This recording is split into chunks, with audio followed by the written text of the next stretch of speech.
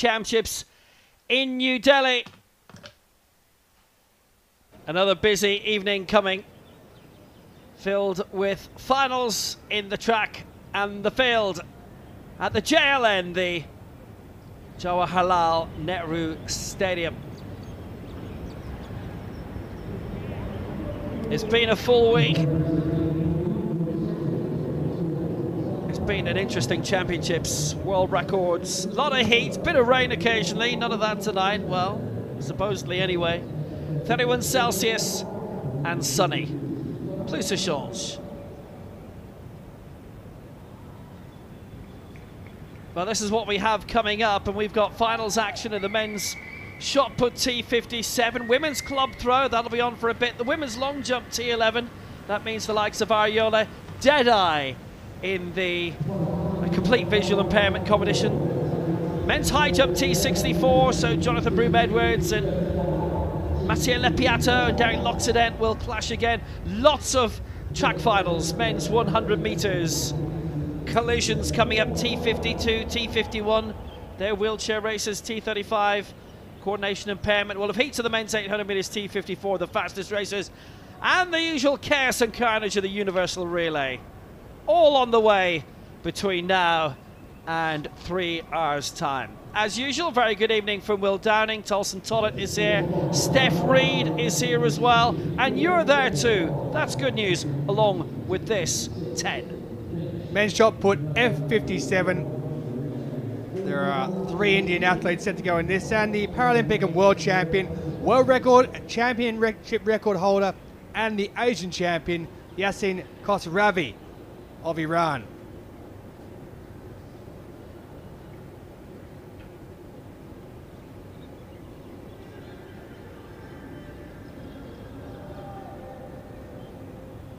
So much to look forward to.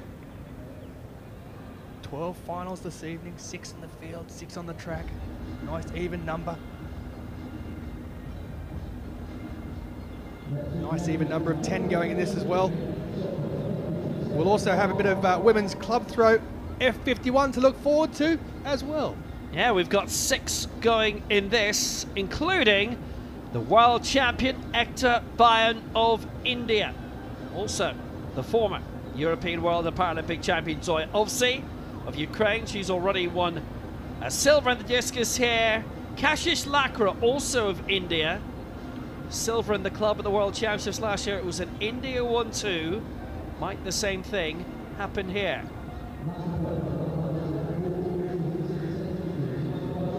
These are not the club throwers, by the way. That's women's. Samir Nassiev of Azerbaijan, who was bronze in the 2015 World Championships. Yorkabek Ogalov, silver in the javelin here already at these championships, 4th in the discus. This man was 6th in the discus. Teo Kubika, bronze medalist in both 2023 and 24 at the Worlds. Shubman Yoyal in the army, entered the parasport in 2013, still an active member. Yasin Khosravi, the reigning Paralympic and World Champion, also the Asian Games Champion. Second of the Indians, Akato Hototse, who was the bronze medalist in 2024 in Paris. He's still a member of the Indian Army as well. Thiago Paulino, silver last year in Paris. Twice a world champion in 2017 and 19. Semin Rana, the 3rd of the Indians, silver at the Asian Para Games in 2022. Alagadzi Abdurakhimov, neutral para athlete, lifetime best of 13:02, and rounding the field off, it is Saudi Arabia's Haidar Salam, a lifetime best set this year for him of 14.51 metres. He is 21 years of age, turns 22 on the first day of next month. That will be November.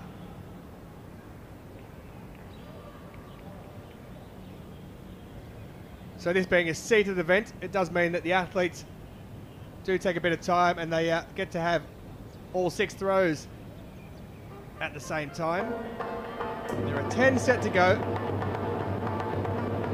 Salam the first in place, and we'll finish with Samir Nabiev of Azerbaijan. So we're going in backwards order to what those introductions were. So first up, the practice has been done. The warm-up's complete. Not that you need it in these conditions. Very warm, very humid, muggy, whatever you want to call it. There's a wonderful field in this though. It is very, very open. Once you get past that mark of a lifetime best and the world record for Yasin Khosravi,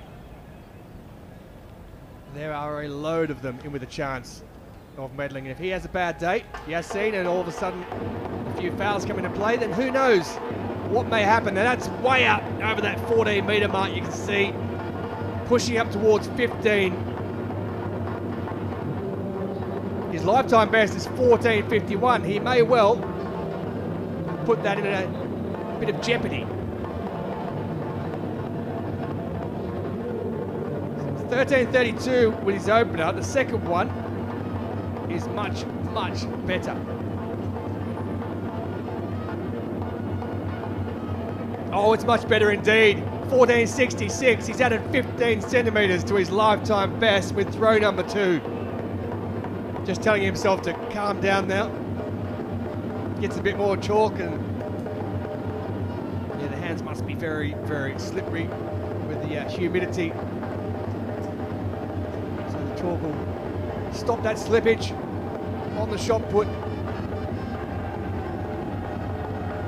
So throw number 3 for Haider Salam. Well, he's put everything into that one.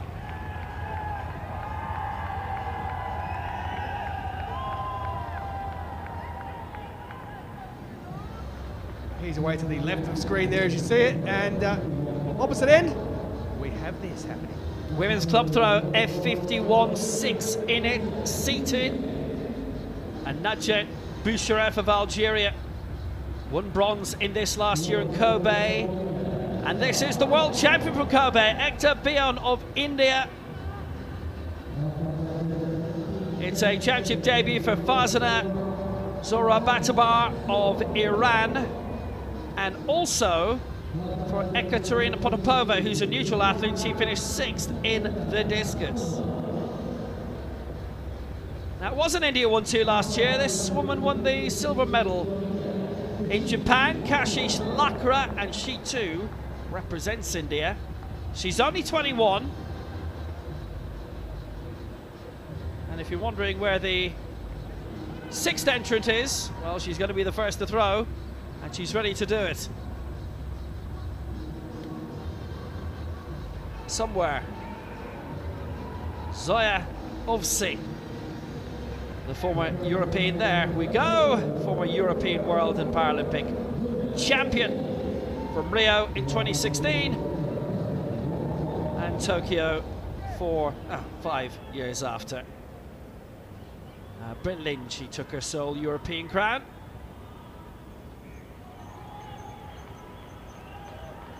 She'll be throwing in a mo, but first,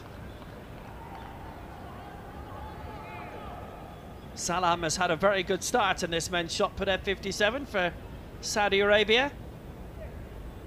14.47 he's gone to.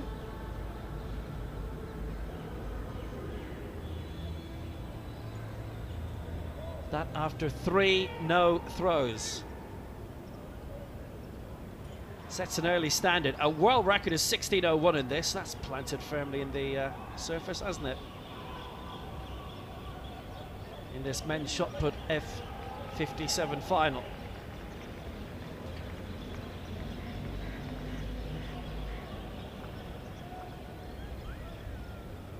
Yeah, 10 starting in this, so it's going to go on for a while. As usual, the athletes will be rolled in and strapped in.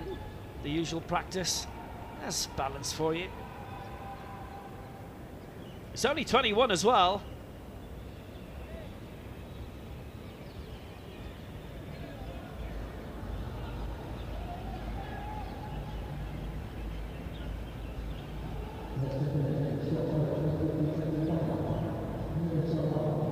He's doing wonderfully. He is. Final attempt. Yeah, 13.27 was his previous one, by the way. That's given the white flag as well for Salim Haider.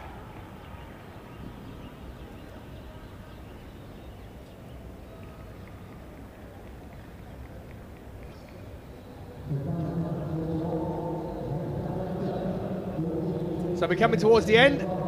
14.18, so 14.47 is his mark that was given. Now, he did have a lifetime best with his second attempt, but it was called as a foul. So retrospectively, it's been called as a foul. There may be a protest against that.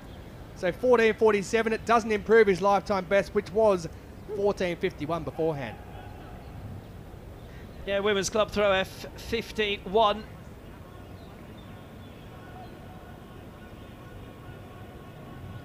It is among the seated throws category and among the 50s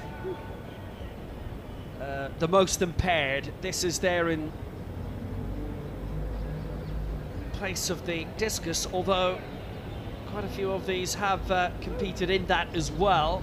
That's gone a little bit wide, but it might be okay. It's fine. She is the world record holder as well, that from the World Champs in Dubai of 25-23. 6 years ago at the Centre for People of Determination way off in the east of the city. They still host a lot of sport, have the Grand Prix there every year. So 23.30, her second attempt, only 5 centimetres between the first two. That's good consistency at the very least. And that is actually, right now, 2 meters beyond everybody else's lifetime best. 23.57.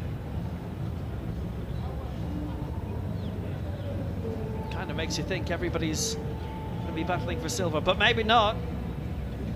Hector Bayan has gone out to 21.66 in her career, so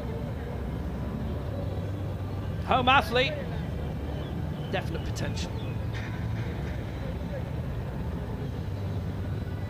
Lacra, who won silver last year in Kobe, her lifetime best is 15.16, which is really down the pack. It's the second lowest, but she still has managed 2 top 4 finishes in the last 2 World Championships.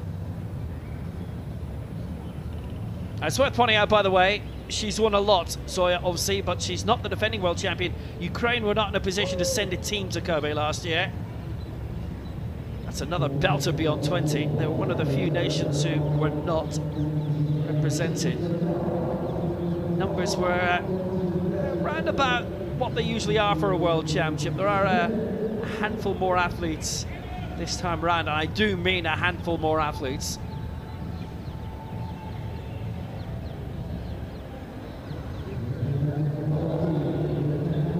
Looks to be around the same mark again, having had her little break.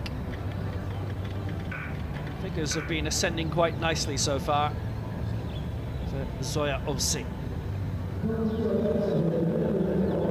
Until that, 22.87. She has had her season's best here. 2 to go. Only recently turned 31 as well.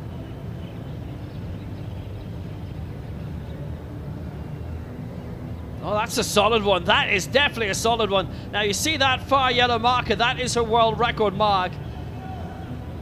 It's getting a bit closer to that, but that certainly seems to be one of her best throws of this series. She put a tremendous amount into it. I happen to think if we had a little ring from that world record marker as well, that might be quite useful, although I can imagine the organisers have got their reasons for not doing that. 24.03, and she's on the way to gold. There are 6 field event finals happening this evening, including this one, the women's long jump T11.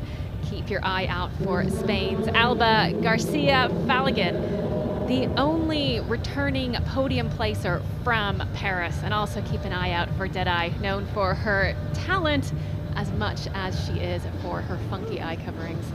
We'll have to see what she has in store for us today. But kicking the order off, we have Gulnora Tuchieva, a 17-year-old from Uzbekistan, making her global debut.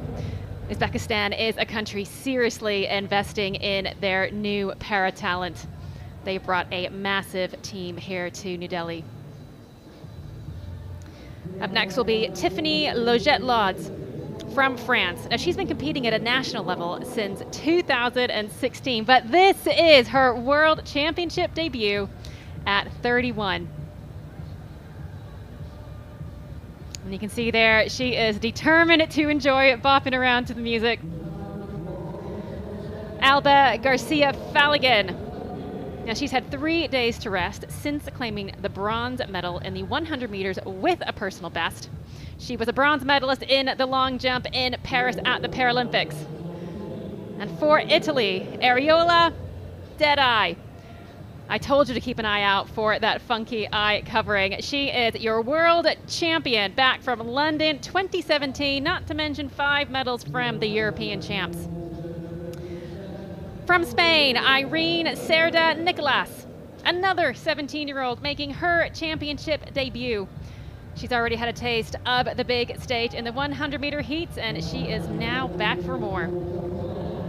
From Thailand, Janjira Paniatip. She's a one-time Paralympian, finishing 7th at the Games in Tokyo and 6th in Kobe at those World Championships. And finally, from Uzbekistan, another 17-year-old, Shahrizoda Temirova, making her world champ debut alongside her teammate Tuchieva, who will be taking it to the runway first. And we've already seen 2 world records on this long jump pit, including one from Di Dongdong, who claimed the world record in the men's T11. Now, this is the women's T11 category. So what this means is that all athletes have to wear eye patches plus an eye covering, and that is to ensure that no light, no visual markers are able to be used as they charge down that runway. So your next question might be, well, how are they going to know where they're going? You can see there one of the assistants in the orange vests. Athletes are allowed to bring up to 2 assistants with them onto the field of play. They'll have one assistant set them up on the runway, and they'll have another assistant, like this one we're seeing right now. He's standing in front of the takeoff zone, and he is going to call to her.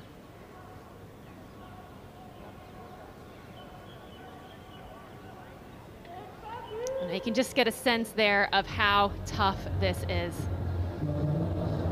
Tuchieva there just veering a little bit to the left. Now, she crossed the plane, which means that she wasn't able to go back and start. Remember, just 17. This is a big deal. This is a big stage. Now, the announcer in the stadium is doing an excellent job of reminding the crowd how important it is for them to be quiet for these athletes when they take their attempts. We have our resident drummer in again this afternoon who has been going at it, but fortunately he has been doing an excellent job whenever we have the visually impaired long jump events taking place.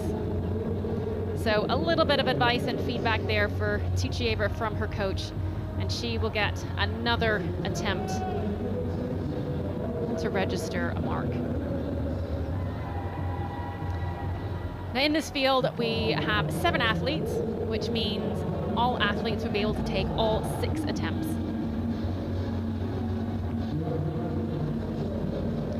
Loget-Lodz is on the runway at the moment getting set.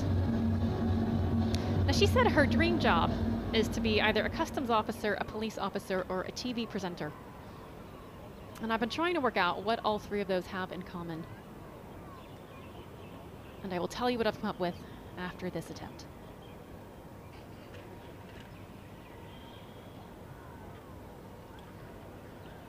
You can see there the assistant clapping for Loget-Lodz. That is how she will know what direction to run in. excellent first attempt there for Logette Loads on her championship debut. Now you can see that instead of just one takeoff board, there's what you call a takeoff zone. And so it's a wider area for the athletes to jump from, and it's covered in powder. And what it means is that the officials then measure the takeoff from where the foot takes off. Okay, so the trivia question was, what does a customs officer, a police officer, or a TV presenter have in common? These are all of Logette Loads' dream jobs. And the only thing I could come up with was that they all work in stations. TV station, police station, customs station. I'm getting a weird look here from Will. Will, you're gonna have to feed in there. By the way, we've got a great guest here tonight, the Indian Army Chief General Upender Dwivedi, who I believe works in a station too. And all the Paralympic chiefs are here as well.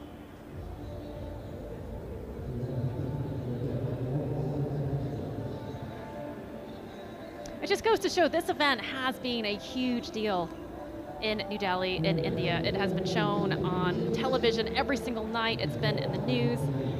As we've moved around, we get asked quite a lot about it, about what's going on. There's definitely this sense of buzz.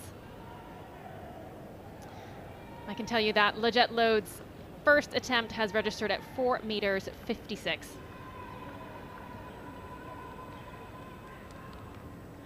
Oh, and that was a great save there from Garcia Faligan. You can just see how she was veering to her right, readjusted, able to get that mark in. It's wild to think about the athleticism and the trust involved in this event. I mean, long jumping is already an incredibly complex movement, and you're then taking away one of your key systems for balance and coordination, and it makes it that much harder.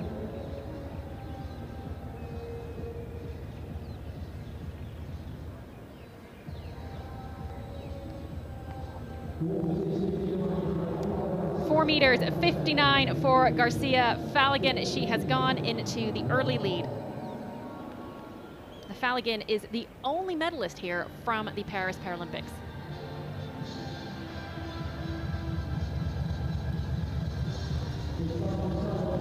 So it's the opening track event of the evening. It's the women's 200 meters T12. This is heat number 1 of 4, which are coming up.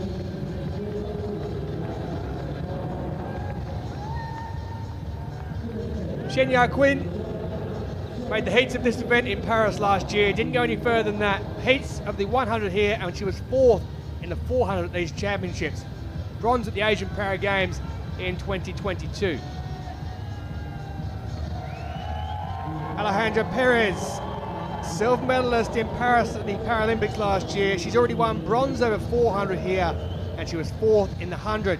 She was also silver in this event in 2023 at Stade Charlotte in Paris.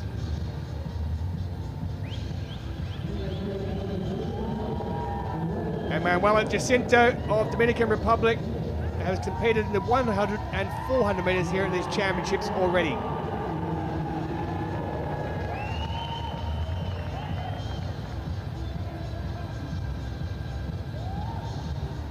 Simran, the world champion, will go in heat number 4. And there is no Paralympic champion at these championships, Amara Durand. Durand also holds the world record and championship record. It'll be the first automatically going through to the semi-final. And then it will be the next 4 fastest qualifiers across the 4 heats afterwards. There's that tether that has to be attached. If in use, T12 do not have to use, but all 3 athletes are running with guides.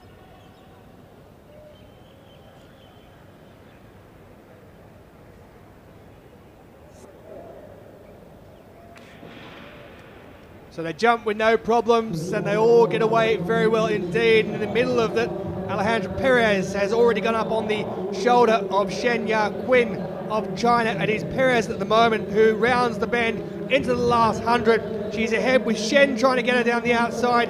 And Perez at the moment is still holding her form in the middle. Her guy working really well with her aerobic Maza, and she goes across in first place. Shen in second.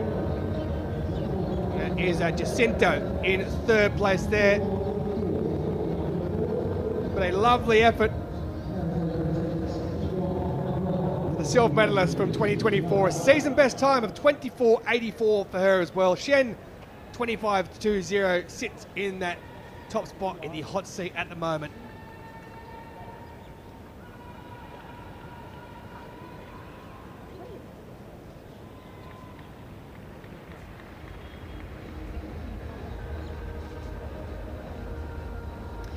As I watched the start of this heat, my first thought was, my goodness, there must be some tired legs there. Several of the athletes competing already in the 100 and in the 400. And the thing is, you have so many rounds in this event because you can only have a maximum of 4 athletes in each heat. They have to be incredibly fit and recover very well. Well, the dignitaries here are enjoying it. Simran, the world champion, will be up in next 15 minutes or 20 minutes. So they'll get to see an Indian athlete competing in the women's 200 metres T12. There is a load of Indian interest throughout the course and also here. We're back with the women's T11 long jump final. And we have 7 athletes going, and it can take a little while for the T11 long jump to take place, and that's because they have to wait for silence in the stadium. They're having to coordinate between the starts, the start gun and the intros, officials ensuring that there is full silence so that the athlete can hear their guide. At the moment, it is Janjira Penyatab for Thailand.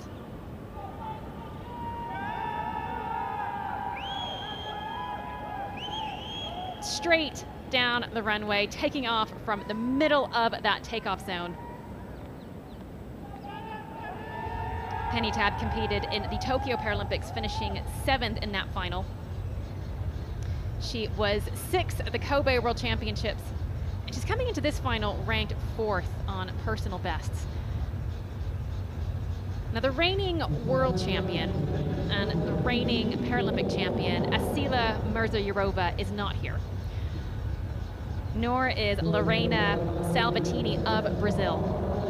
And what that means is that there is a big opportunity. We are definitely going to have a new world champion, Penyatab, registering 4 meters 20, slotting herself into 3rd position.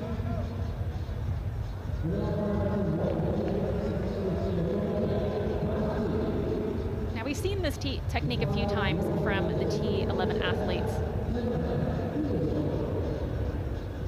The guide setting up their arms in the direction that they are to run.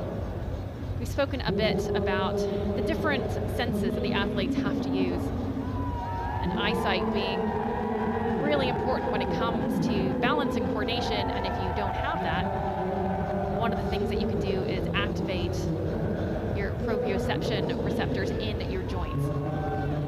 So along with the noise, some athletes find that by pointing their arms in the right direction, it just helps them as they then run down that runway. You can see there, some athletes choose to start on one side of the runway, knowing that they might end up veering to the other side, and that is what happened with Temirova. You can see there that her guide set her up very, very much to the left of the runway, knowing that as she runs, she tends to veer right. So it's an attempt to compensate. And once again, Temirova, another athlete, doing a fantastic job of re-steering herself just as she was getting off course, bringing herself back into the center. She has to make sure that there is a full foot plant on the takeoff zone in order for the jump to register a mark. We've got 3 17-year-olds in this long jump final, getting valuable competition experience. 4 meters 13, Temirova kicks things off with a personal best. Great start to the competition for Temirova.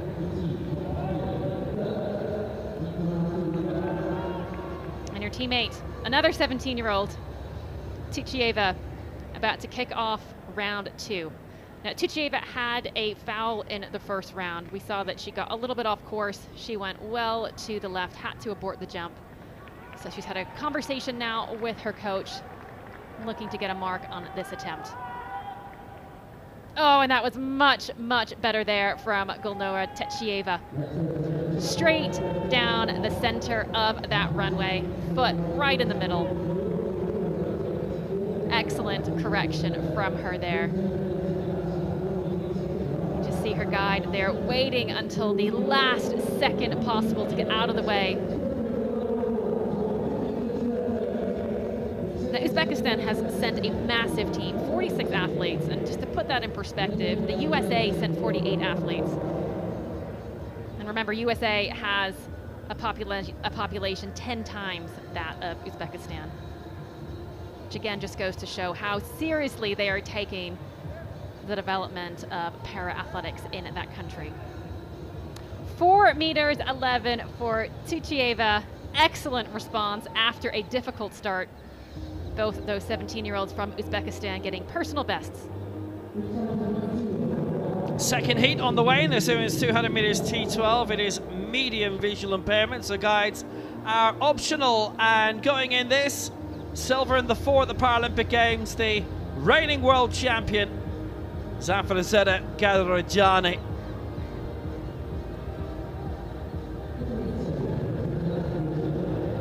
Starting off in lane 7, silver in the 1 and the 4 at the Worlds last year, Lorraine Gomez, and a guide, Wendell D'Souza. So 7 for them. In lane 5, the woman who made big history, Iran's first female para-athletics championship gold medalist and first female Paralympic Games medalist, Hajar Zafarazeta Gadorajani. Silver in the 4 here. Claimed that in the Paralympic Games too. Gold in the 4 in the Kobe last year. It's the Lunela siblings in 3. Ida is the athlete. Henrik is the guide, although he's a good athlete in his own right. Silver in the long jump for Ida here. Bronze in the 4 at the Europeans 4 years ago. And in lane 1 for Namibia, trying to reach her first major championship final, Laja Ipinga and her guide, Paulus Philippus. Fastest lifetime best held by Zafarazeta Gadorajani. She is the reigning Asian Games champion in this as well. The outgoing world champion, as she was dethroned in the 4 quite sensationally here. So again, it just takes a little bit of time to get everything right.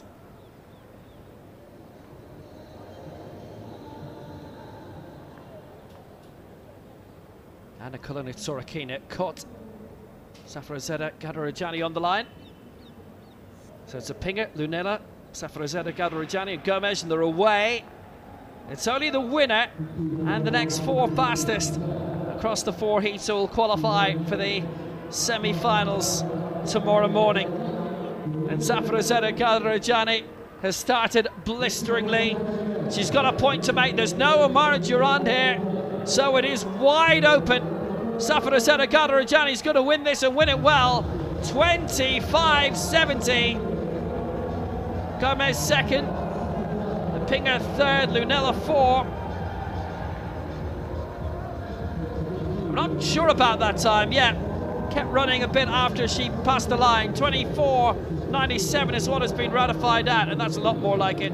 Season's best, just outside her lifetime best. Gomez in second spot, taking 25.69. And on the headband too. Zafarazeta meant business there. That 400 meters that you referenced, Will, I mean, what a privilege to watch. She absolutely unloaded everything that she had onto that track, onto that race, and you could see just how gutted she was to finish in second position, leaving nothing to chance there. T12 up to 5% vision.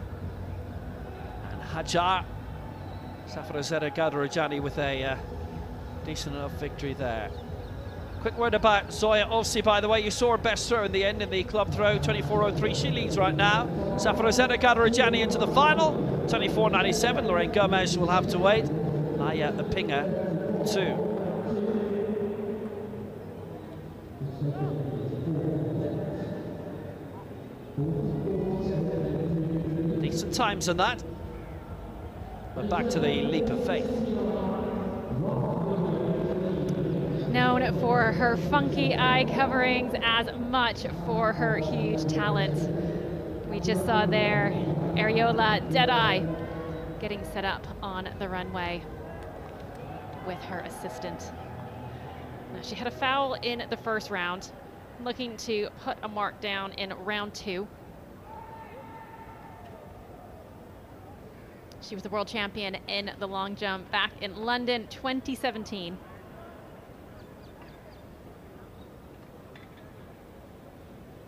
She competes in the long jump and the 200, but just focusing on the long jump here.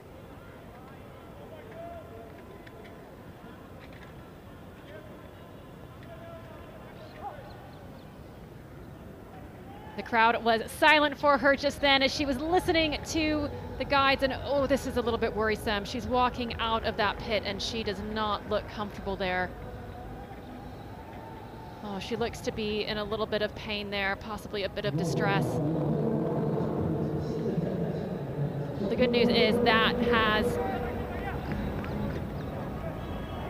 been registered as a legal mark. So she will get credit for that jump. She will have a mark on the board. But I'm worried now watching her walk out of that pit. So much power goes through the body at takeoff. They say when you sprint, you're looking at forces about 3 to 5 times your body. She can just see there, she's pulling at her high hamstring. 4.41 meters, it is a season's best for her, and that was jumped into a fairly decent headwind. She has taken herself into the silver medal position, but this is still early days. I fear it might take some work to defend that position. And if that is an injury, that can be quite difficult to do moving forward. Keep updated on Deadeye. Fingers crossed, it's nothing too serious. Sarah Nicholas on to the runway now. She is currently sitting in 7th position, 392 in the first round. She's a 4:33 jumper at her best. One of the 3 17-year-olds making their debut at this World Championships. And she has already made an action in the 100-meter heats. Didn't make it through to the final, but all of this is adding up to excellent experience as she finds her way into the world of senior athletics. So many different skills you need to be an excellent athlete. Of course you need to have the physicality, but you also have to have the ability to manage yourself and your emotions and keep your focus. Women's 200 meters T12 medium visual impairment is heat number 3, and there are 4 set to go in this one.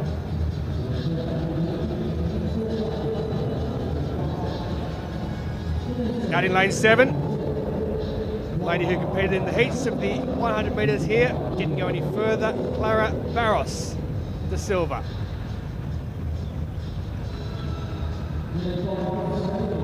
The lady who's won bronze in the 100 already at these championships, Nagor Folgado of Spain, will go in lane number 5.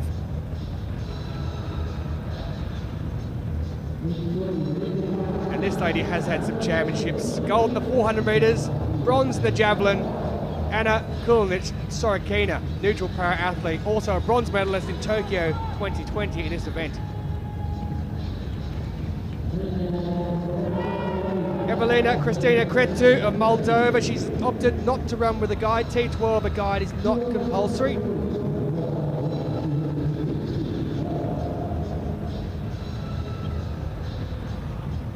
So it's Barros de Silva in 7, Folgado in 5, Kulinic Sorokina in 3, and Kretu in lane number 1. Heat number 3, women's 200 meters T12.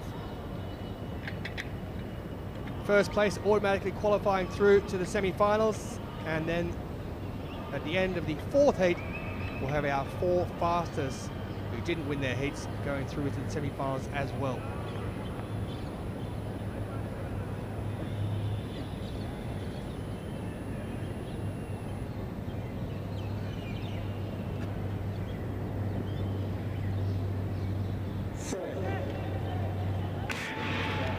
So we are set and away they go. And braking very fast on the outside is Barros da Silva, the Brazilian. She got an absolute flyer away from the blocks there. Credus has been left behind. It is these 3 out in front who are going to be battling for that 1 place, and it is Barros da Silva who looks really strong. Lifetime best of 24.72. She's streaming away at the moment. She's got a good 10 metres or so from Folgado. She takes it 24.98. It is Folgado in second position. Kulnit Sorokina in third. So 24.98 the time at the present. 24.97 it's been rounded down to for Barros da Silva. Folgado has found herself in those hot seats, so she has made it into that 4 who would qualify at the moment, but there is 1 more heat left to go. But Barros da Silva, she got away to a quick start and she rounded that bend and held her form very well. That was fantastic bend from Barros da Silva, but just look at her guide here. This is exactly what you want a guide to be doing. He's turning to her, he's giving her information, letting her know where she is in the race, and just saying, hey, we can cool it here, we can save this for the finals. This really is a team event, and part of the reason why you have to find a guide that is faster than you is because they have to be able to speak to you while you're running at full speed.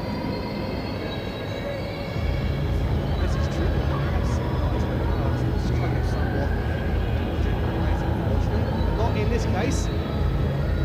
24.97. Folgado does go through by the fact that she's up there in her highest position at the moment as we look towards the semi-finals. Sorry, here to season best with weight and credit to season best for her, but it's 34.80. Some distance back. That will be her race run.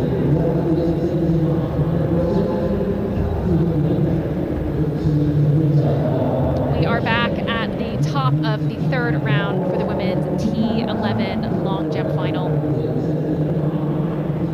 This is for athletes with no vision, and so they are jumping with the help of their assistants. Now, we just saw in the women's 200-meter T12 the athletes running with their guides.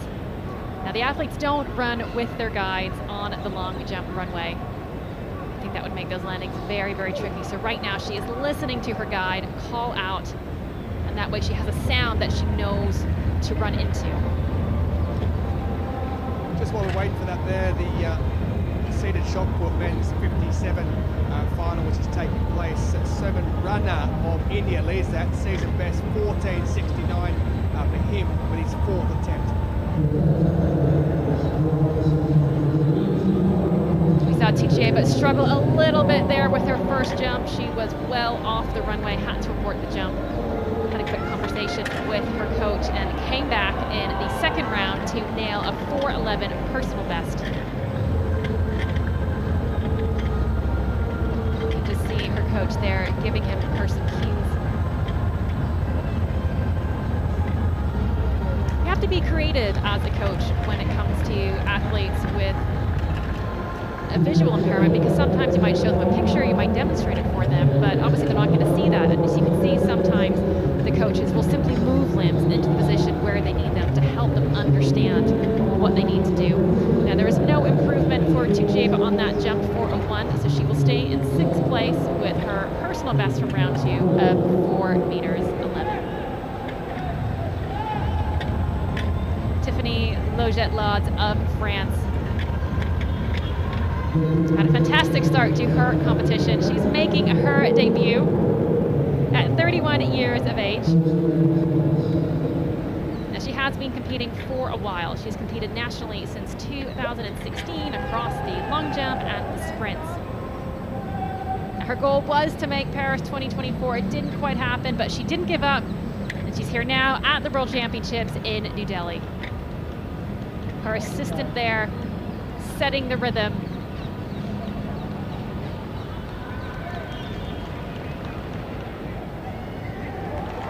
And she has excellent technique. She gets fantastic flight off of that takeoff zone.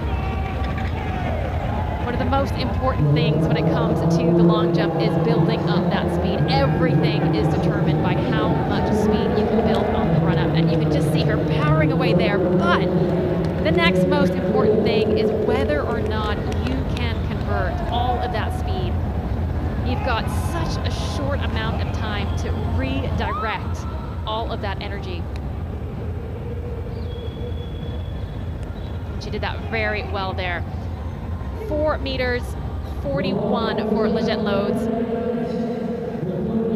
Her first round attempt still being her best. She remains in second position. Tightening up a bit here now, obviously still leads the club. Derek Loxodane is one of the leaders in the men's high jump, more on that later, but it's time to meet Jesus. Daniela Jesus goes to Brazil in this, alongside Alexander Sales for Brazil on a championship debut. We do have the reigning world champion in this for the Dominican Republic, Darlenis de la Cruz. And here is the new 100 meters world champion. She's the 200 champ from last year. 2 world golds to the name of Simran, who has Umar Saifi as her guide. Great success last night in the 100. She's in 7.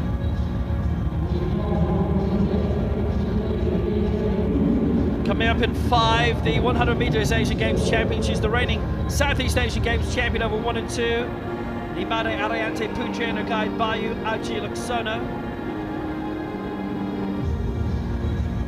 In 3, here is the outgoing 100 meters world champion from last year in Kobe. It was silver in the 2 for Darlenis de la Cruz and her guide Emilio Gavilan.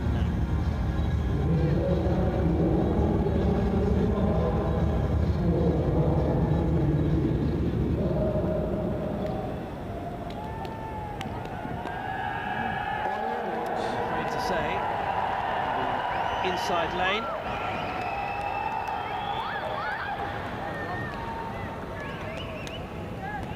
Jesus has departed. Won't be competing.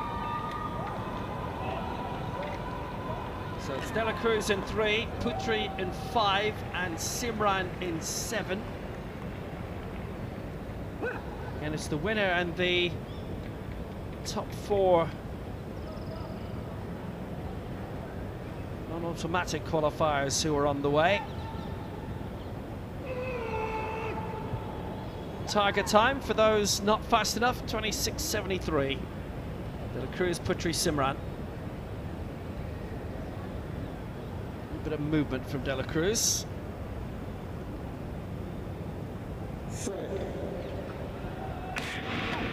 They're away, first time of asking, and Simran is away very strongly. She's a nice lifetime best, it's 24:75. There's been good consistency in the times, just under 25 seconds in each 3 heats so far, and Simran is coming through well. She will win it. De la Cruz in second spot, and Simran ready to make more history for India here. Simran takes it, 25:04. De la Cruz in second and Putri in third. Is the slowest winning time, but not by much. There's only 0.2 of a second, actually 0.19 of a second between the 4 winning times. Simran, last night's 100 meters world champion, into the semi-finals of the 200 here. De la Cruz should be okay as well. And you're right, Simran really does have a chance at making history again. So far, she is the only female gold medalist for India. And I'd love to see an athlete, 1, being given a platform, but 2, making the most of it and delivering. This is a big deal.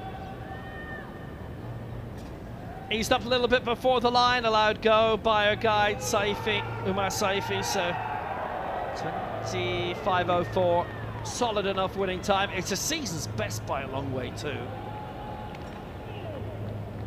So, Simran, 1, De La Cruz, 2. Actually, De La Cruz doesn't look to be okay in the end. Putri 3. And in the end, we did not have an apparition from the new Brazilian debutant. So Alejandro Perez, the fastest qualifier for the semi-finals, 24:84. Barros for Brazil. Safrozeta Gadarajani next up, both on 24.97. Simran made it, Shen made it, Folgado, Gomez and Jacinto. So in the end, De La Cruz, well, my word, silver in the 2 last year, gold in the 1, and she is out in the opening round. Turning back to the women's T11 long jump final. No changes so far on the leaderboard. However, I can confirm that Alba Garcia Fallagin has extended her lead with her 3rd round attempt. She now sits at 4 meters 69.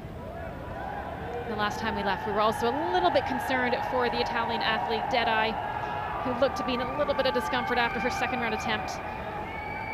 Now, she has taken her 3rd round attempt. It was a foul, but the fact that she took the attempt and didn't pass is a good sign for Deadeye. And on the runway right now, we are looking at Irene Cerda Nicolas. She's currently sitting in 7th position. Now, at her best, she is a 4 meter 33 long jumper.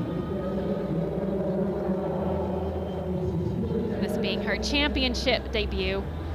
Lots of new things to learn and to deal with, and right there you just get a sense of what the officials are doing in order to register these marks. All of the athletes' jumps are being measured from where their foot fell. Oh, and that's much better there from Cerda Nicolas. You see the big smile on her face there. Things coming together for her. 4 meters 17. She has hauled herself up to 5th position. Latest news on the men's shot put F57 final. Tiago Paulino has now moved to the top of the pile. Season best 14.82 for the 2-time world champion and the silver medalist from Paris last year. And this is what the assistants are doing for their athletes. Some call, some count, some shout, some clap. Whatever it takes for that athlete to get down that runway at speed and in the center. Now, a lot of the T11 athletes are choosing to use a slightly shortened approach. Typically for ambulant long jumpers, you'll see a run-up of between about, I'd say 16 to 20 strides. Here we're seeing things closer to 12. Again, that's just because it's so accurate to run at speed without your guide, having to rely just on sound alone. Peniatab, no stranger to the global stage. She competed in Tokyo, finishing 7th there at the Paralympics. Now that jump came up at 4 meters and 6, so she hasn't added to her 1st round attempt, 4 meters 20, and she is staying in 4th position. Temerova getting set there. Now all of the athletes will know that there is a big opportunity at stake. We are missing both the Paralympic champion, we're missing the reigning world champion. That's Uzbekistan's Asila Mirzagorova. So both Temerova and Tuchieva having an excellent mentor available within their country.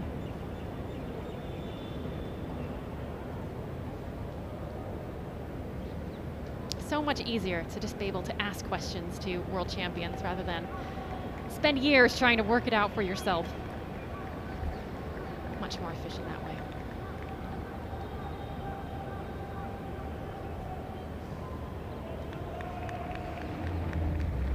Now you can see there that Temerova's takeoff looked to be in front of that takeoff zone. Now that's okay. You will still register a mark if you take off in front of the takeoff zone. However, because they won't have a foot plant, she will be missing a little bit of the distance because they'll simply have to measure from the front of that board. You just watch that here. Yeah, just in front there.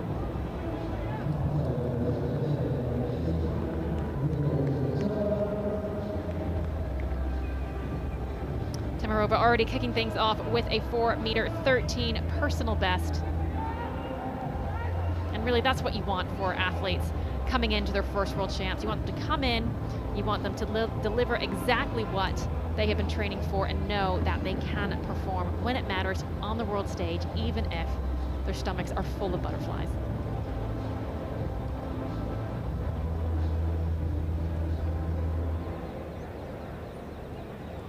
We are now at the start of round 4, which means that all of the athletes have been reordered and they will now jump in reverse order. So Tuchieva, who kicked off the competition, is now once again kicking off round 4.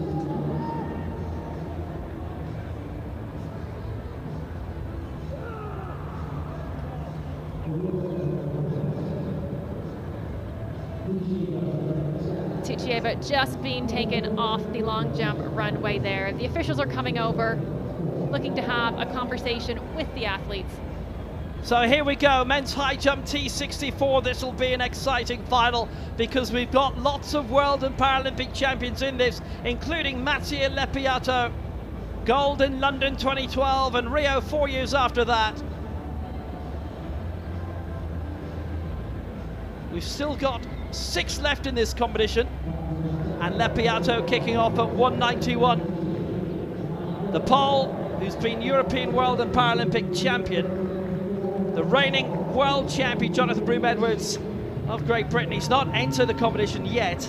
The reigning Asian Games and Paralympic champion Praveen Kumar of India likewise. Banti needed 3 attempts to squeeze over 187. He's still in it. Giyazov of Uzbekistan, he's been Asian Games champion, he's in it as well. Here comes Broome-Edwards now, his first attempt at the competition, coming at 191, and he didn't get it. He's entered early by his standards, knocked it over, and so no joy for him. We were due to have 9 starters, in the end only 8. Gilbert Ampere of Ghana did not start, which is very unfortunate. It's his 18th birthday today. And for this man, it's his birthday every day. It's Lemos in the shot put right at the end. Yeah, quickly we go back to the shot put competition.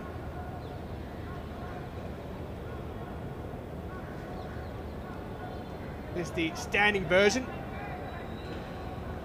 F38, coordination impairment.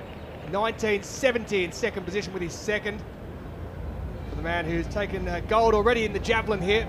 He's the reigning world champion for the past 2 world championships. 1970, it's a lifetime best, but look at that at the top.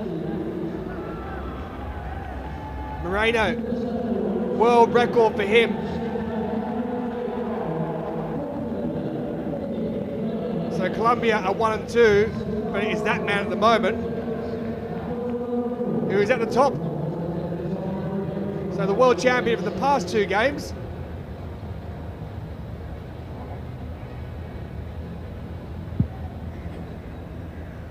is no longer.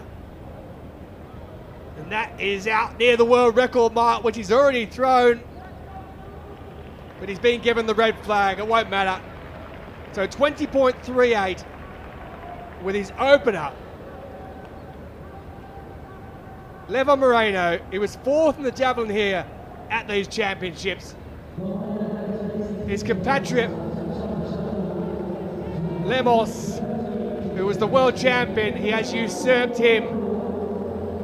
This is just a world championship event, not at the Paralympic Games in the F38 shot put.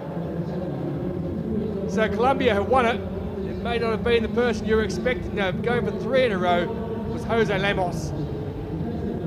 But it is his compatriot who takes the win, Levon Moreno. So he's 4th in the javelin, but he's gold with a world record in the men's shot put F38 coordination impairment category. Lemos, lifetime best, is 2nd. And it's Michael Jenkins of Great Britain with a European record, who takes 3rd position, the former rugby player who's received advice from the Welsh legend Alan Davis in throwing in the past, picks up a world bronze medal.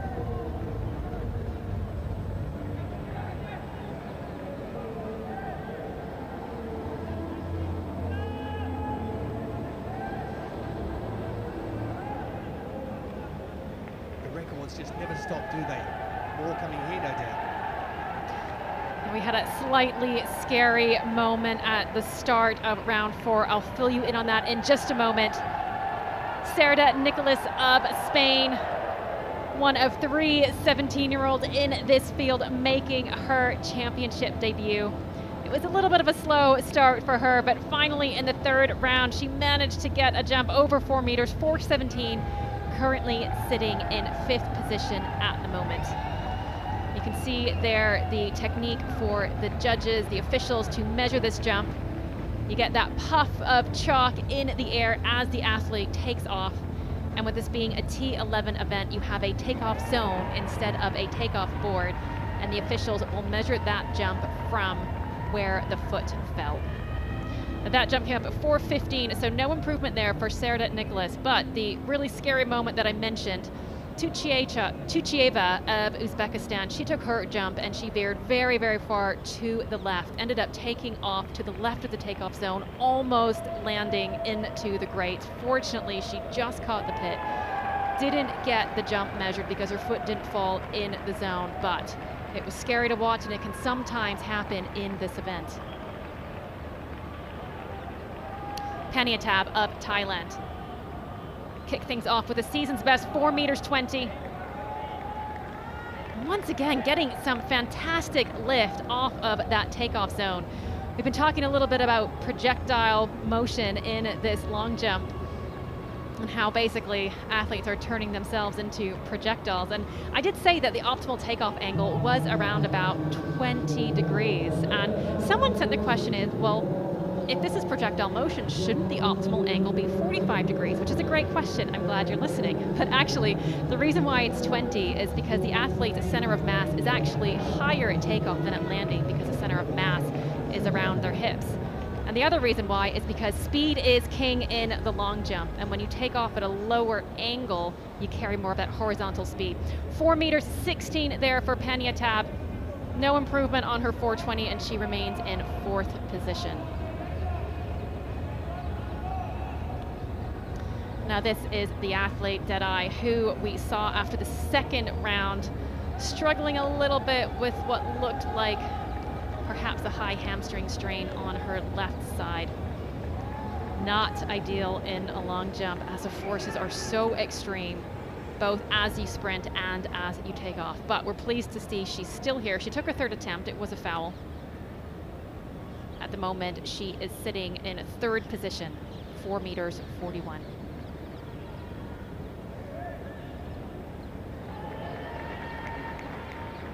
Silence has been called for in the stadium. Oh, and you can just see there, that runway wasn't working out, and once again you can see her just gingerly coming out of that pit.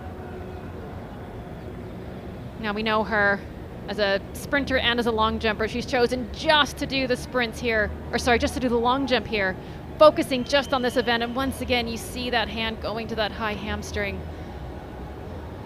Oh, she's clearly not comfortable at the moment, but just wanting so much to make the most of this opportunity. Such a difficult decision for an athlete to make. Do I keep fighting through this, or do I leave it where it is? She is currently sitting in the bronze medal position, 4 meters 41. 4th place is Paniatab, sitting at 4 meters 20, but if we have learned anything from watching these long jump competitions for the past several days, we know that it can all change at any time in any of these rounds, and she is wanting to do her best, Deadeye, at the moment to protect that bronze medal position. Now, Tiffany Leggett-Lodz is having the championship debut of her life. She has been all smiles since it started. There's a lot of noise going on right now around the crowd. The guide has just restarted that rhythm there. Fortunately, the crowd has quieted down. And you can just see the confidence with which Leggett-Lodz really attacks that runway. And it's amazing to think how the athletes have just created a mental map, a mental rhythm in their heads, and how they just intuitively know when to land in the sand, again, without any visual markers.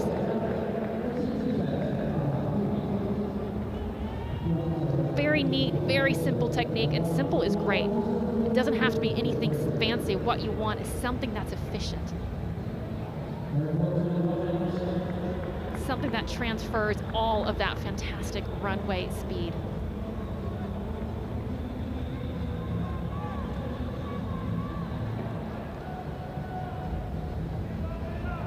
And that fourth round attempt coming up at 4 meters 37. Lejette Loads will remain in second position. We saw the end of that ambulance F38 shot put a moment or two ago. The seated shot put F57. Thiago Paulino dos Santos still leads that with a season best 14.82 ahead of Seman Rana of India. Salam in third place, the Saudi Arabian. Sema of India is in fourth, and Abdul Rahmov of the neutral para-athletes is currently in fifth position with a lifetime best, and there are currently 5 left to go in that one. And 5 left in the men's high jump as well. Jonathan Broome-Edwards and Derek Loxton at 2 misses at 191. They've both squeaked over, they're both alive, but the champ Praveen Kumar still in as well. And on the runway right now, Garcia Fallaghan. She is your long jump leader at the moment. She go to the moon and back to win.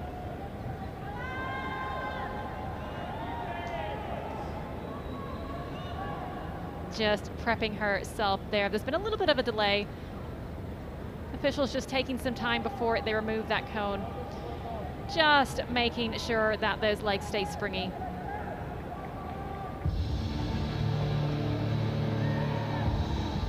So back to the track, and it is time for a final. The first on there of the evening. Men's 100 metres T52. There are 8 going in this one. And there are 8 lined up.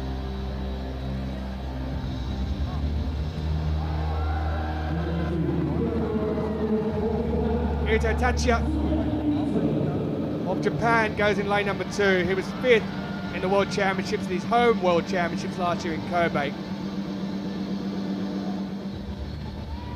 In lane number 3, Sam McIntosh, who holds 3 Australian records and 2 Oceania records. Lifetime best set this year of 16.89. He goes in lane number 3. 61 years young, Salvador Hernandez, 4th here in the 400 metres. 12 global medals overall, and he was silver in the World Championships last year in Kobe.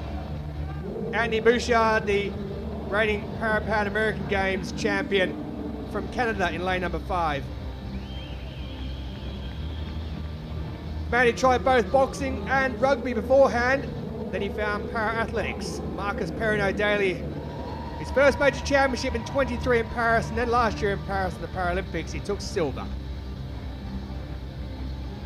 Next to him in lane 7, it's the bronze medalist from last year, finishing behind Perrin-O'Daly, Sato Tomoki, also the bronze medalist in Kobe as well. He's a gold medalist here, over 400 metres already. 14 global medals for that man. Fabian Blum, 6th last year in Kobe, 7th here in the 400 metres at these championships. He'll look to go a few better and get into the medals in this Will of Swiss in lane 8. And out in lane 9, it is Leonardo Perez, 8th in Kobe last year, bronze back in 2020 in Tokyo, and bronze in Paris 2023. So we're set to go the men's 100 metres T52 wheelchair final. On your marks.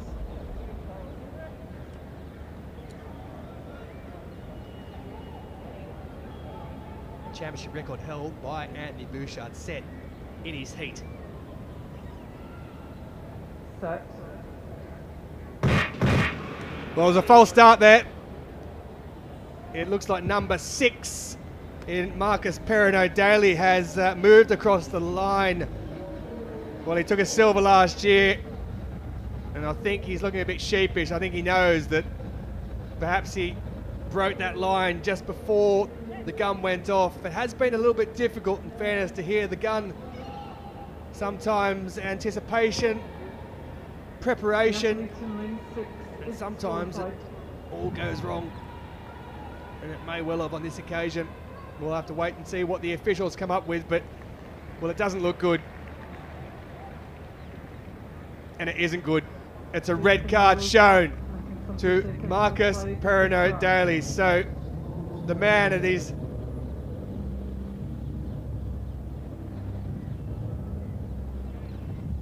attempt at becoming the world champion.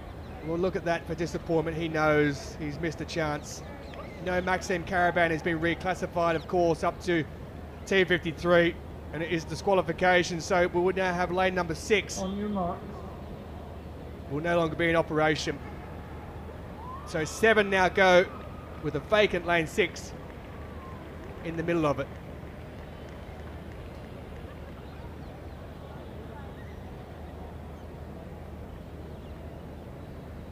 Set.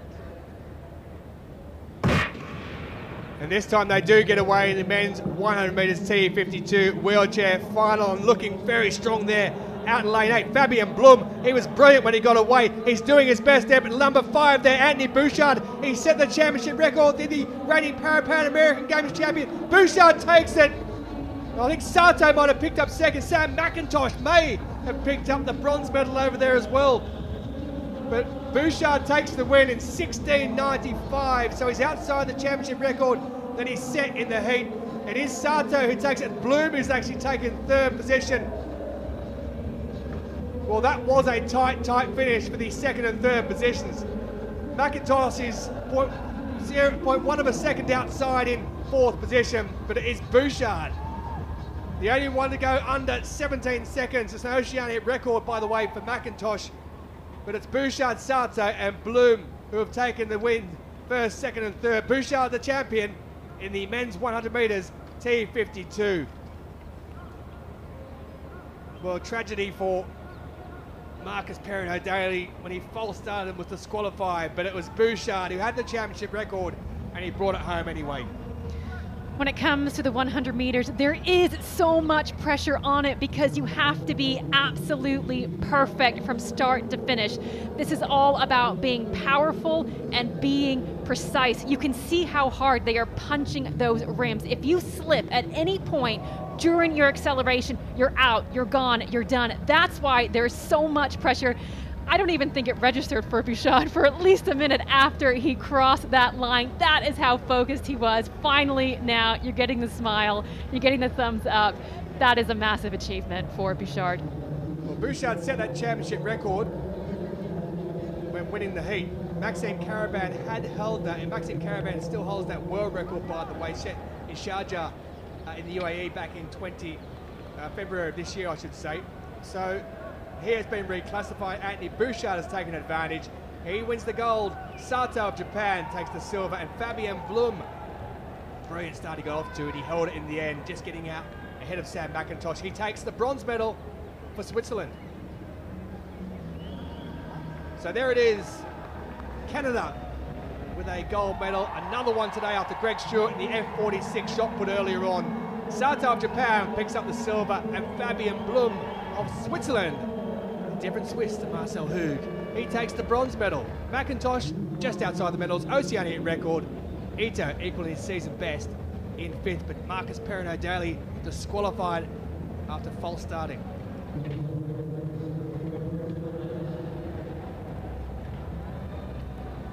Now it is Spain currently leading the women's T11 long jump, but it is a different Spanish athlete. This one, Irene Cerda Nicolas, just 17, making her world championship debut. Already had a fantastic start so far. Oh, and you can just see there what a save she made on that effort.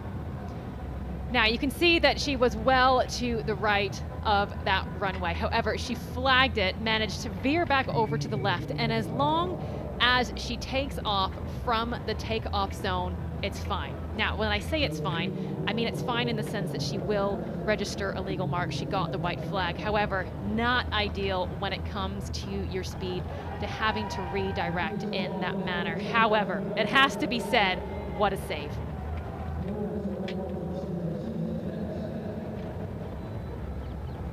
I think you can see her assistant there giving her a well done on that one. 1, for safety reasons, but 2, just for getting another mark in. She had a modest start with 392 and has slowly built on that. We are now deep into the 5th round. So not an improvement on that one. 335. As we know, she lost a lot of speed coming in there. It's really hard to jump far if you don't have speed behind you.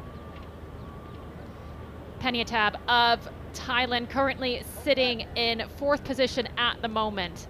Now you could see that that foot was well beyond the takeoff zone. That's why it's been given the red flag. So she will have to readjust that mark, have a discussion with her assistants, and reassess. She's going to be going into that 6th round, sitting in 4th position, still within striking distance for a medal.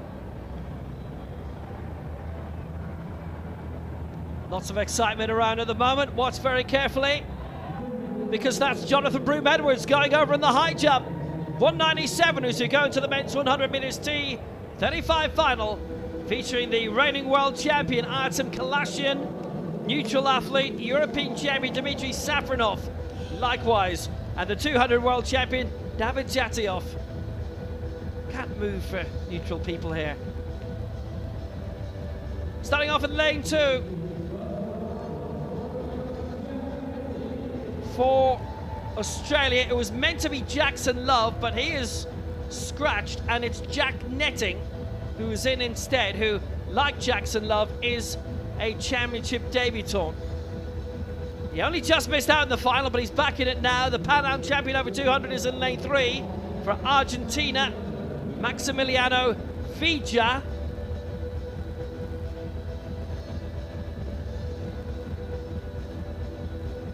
In lane 4, the reigning world champion, former European champion, Paralympic silver, Artem Kalashin is in 4. In 5, the man who finished 4th in the 100 and the 200 of the Paralympic Games in Paris. His first world championships, he finished 5th in the 2 here, Enrique Quintana. In lane 6, neutral athlete, the reigning European champion, silver in the 2 here for the 3rd World Championships in 4, Dmitry Safronov. He's in 6. In 7, the back-to-back 200 meters, world champion David Jatiov. In lane 8 for Ukraine, silver in the 100 meters final in Paris in 2023, Ivan Tatyukin, 6th in the 200 here. And in lane 9 for Australia, championship debut, went out in the heats of the 2 from Murrumbeena, Victoria, of Glen Hutley AC, coached by Dwayne Gaerton. It's Jordan Fairweather. Paralympic champion Ivan Tatyukin of Ukraine didn't get this far. And in the end, neither did Jackson Love. So it opens the door for Jack Netting for his first major championship final at the age of 19 from the, I was going to say the University of North South Wales, but that's Jackson Love. But Jack Netting is going to love his chance at a high finish here. It's Netting in 2, Vija 3, Kalashin 4, Caetano 5, Safronov 6, Jatiev 7, Tatyukin 8, Fairweather in 9. Coordination impairment, men's 100 meters, T35. Set. Away first time. Solid start by Kalashin in 4, and moving up is Jatiev in the black. Kalashin going very well at the moment. Kalashin on the way, and Jatiev is coming, and Kalashin takes it 11, 12, 22. Kalashin takes it ahead of Jatiev. Caetano trying to fight off Safronov for the bronze medal. And that was a neutral show. Championship record Kalashin, 11:55. And it is a neutral 1, 2, 3. Kalashin, Jatiev, and Safronov did indeed hold off Caetano for that.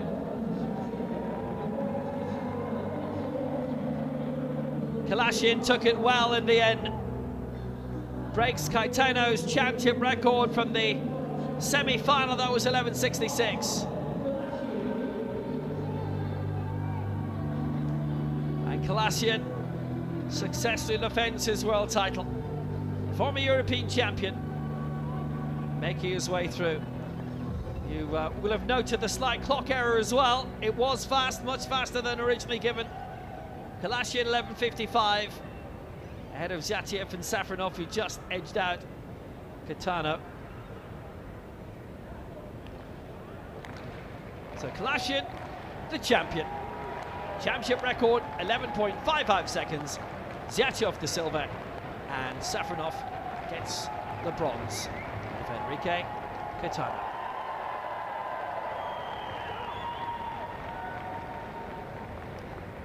Back to the women's T11 long jump final, happening on the home straight of the track in the opposite direction to the 100-meter races that we are currently seeing, and Liget Lode is currently having the World Championship debut to be remembered.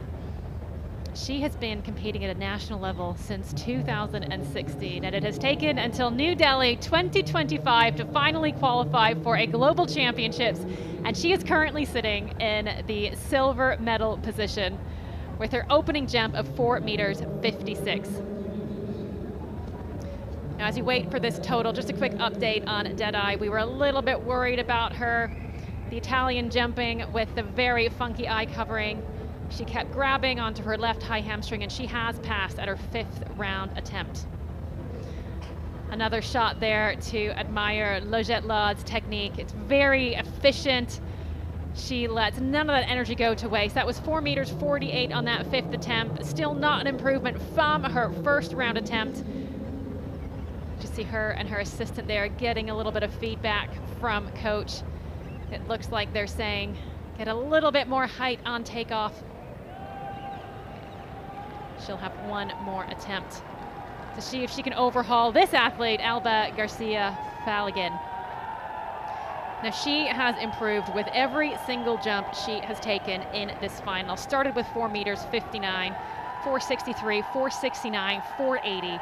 It is such a skill to have as a long jumper, to be able to learn and build on each attempt.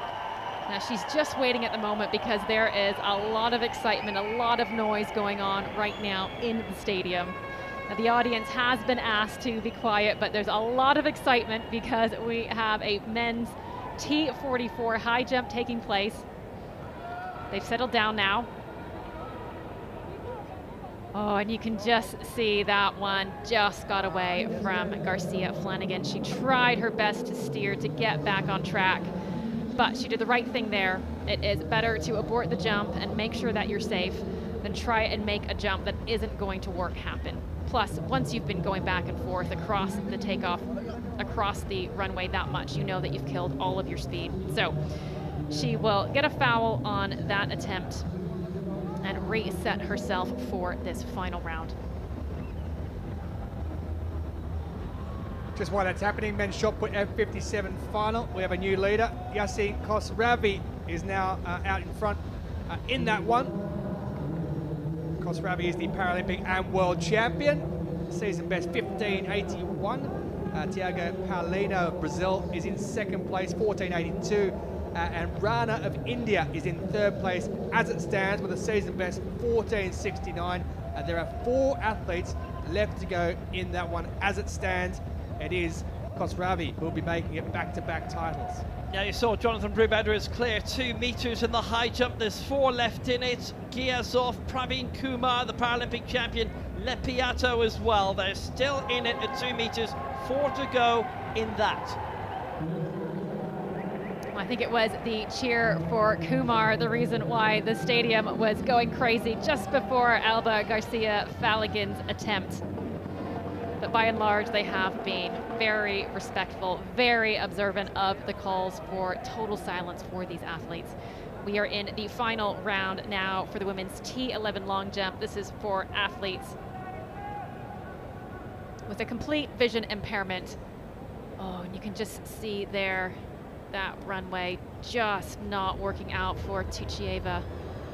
Oh, and she looks to be a little bit She looks to be in pain there as she has just caught the left side of that pit. And again, it's just a reminder that this is a difficult event. This is a tough event. The athletes have no visual cues. They are completely reliant on the sound and guidance from their athlete. And it actually looks in that moment like I think she thought she had a few more strides left on her takeoff, and she's still charging, and then she actually tries to take off from the sand. And of course, when you're in the sand, it's a very different, it gives a very different response than you would get from the track. And she's just run into the side of that pit and really hurt her shoulder. And we do wish Tuchieva all the best. She had a difficult start to this competition, not getting that runway right. She was able to work it through and still produce a personal best in this competition of 4.11 meters. Tuchieva getting some assistance now from the medical team. Again, just a reminder of how difficult this event is.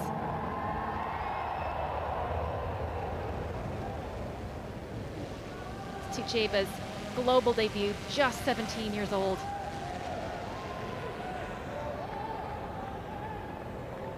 This is a difficult experience to learn from, but pleased, hopefully at least, to be walking away with a personal best, 4.11 meters.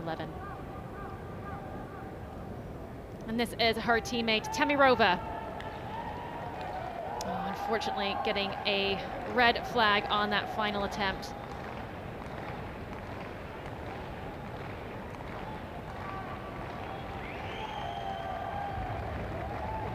You can see the way that Temirova's guides always set her up to the left of the runway, knowing that she tends to veer right. So we'll head back to the T11 long jump shortly for the conclusion of that. Men's 100 meters at T51. There are 5 going in this one, including Roger Habsch, the world champion, Cody Forney, who's the Paralympic champion, not participating in these games, the Canadian.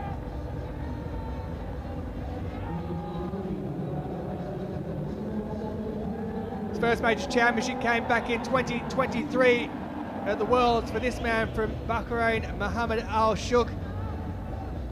He goes in lane 3. Next to him will be the reigning champion, Roger Habsch, who was bronze back in Tokyo 2020, silver in 23, 46 years of age, still battling along strongly in lane 4. Portugal's Helder Mestre in lane 5, who was 5th in the Kobe Championships last year, bronze medalist in the 400 back in 2017, 58 years of age. And age shall not worry them, because this man at 48 years of age has 8 European Championship medals, 14 global time medalist, and he was the gold medalist in the 2016 and 2020 Paralympics, and he's a 3-time world champion in this. Edgar Navarro in lane number 7. Go back to 2011 in Christchurch, and he won the gold in this event there, 54 years of age. We have a very experienced field going in this one.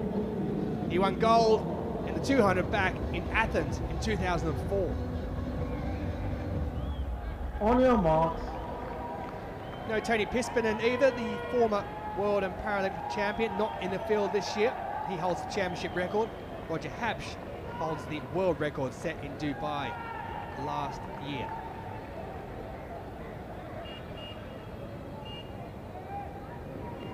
Set. So they get away, and it is Peter Hennen in lane number 6. He was silver last year at the Paralympic Games. Chasing him down is Roger Habsch. Habsch is on the inside, finishing strongly, but I think Hennen might hold him off. It's Hennen, it's Habsch. It's a Belgian 1-2, whichever order it's going to go in. It is lane 6. It's Peter Hennen who gets it from Roger Habsch. Well, Habsch was the reigning world champion from last year, but it's a 4th world championship title in this event for Peter Hennen. Championship record as well, 20.19 seconds for the Belgian. He's twice a Paralympic Games rugby player back in 2004 in Athens, and 2012 in London before he found para-athletics. Captures second, Navarro with a season best. The Mexican picks up their bronze medal. But it's a Belgian 1-2. A championship record for Peter Hennen. He got away to a fast start and he maintained his form all the way through.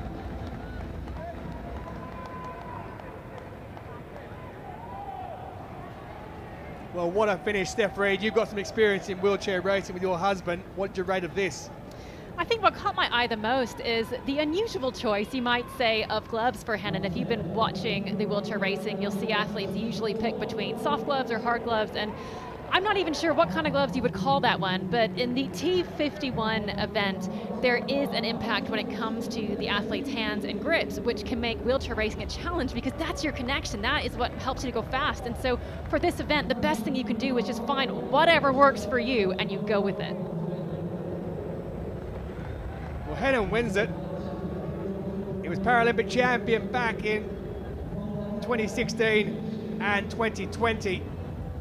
Gold medalist in the Worlds in 15, 17, 23. He has now a fourth one to go with that in 2025. He now has 15 global medals, the championship record here in the men's 100 meters T51.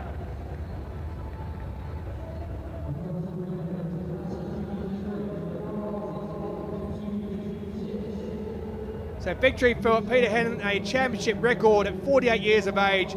It is Roger Hapsch, 46 years of age as well, who picks up the silver for Belgium. And it is Edgar Navarro in third place, a season best for him at 54 years of age. They shall not stop, like the long jump. Back to the women's T11 long jump final. This is the only athlete at the moment who can disrupt the current podium as it stands. We are in the sixth and final round. Panyateb of Thailand currently sitting in fourth position courtesy of a 4-meter 20 jump in the first round. And that was a little bit of a messy run up there. You can see her just getting a little bit off course, doing an excellent job of re-steering and ending up right in the middle of that takeoff zone. However, that is costly when it comes to takeoff velocity. And two of the most important things when it comes to distance in the long jump is your velocity at takeoff and that takeoff angle. Giving up valuable speed there, making that correction. Of course, it is the right thing to do, but I fear it could be costly on this attempt. 3.99 meters on that final jump. Her best mark will remain 4 meters 20. She will stay in fourth position, and we now know who our medalists are. Ariola Deadeye of Italy. We saw that 4:41 attempt in round 2, and unfortunately, she has not looked comfortable since then. She looks to be grabbing her left leg. 2 fouls in attempt 3 and attempt 4, and then a pass for attempt number 5.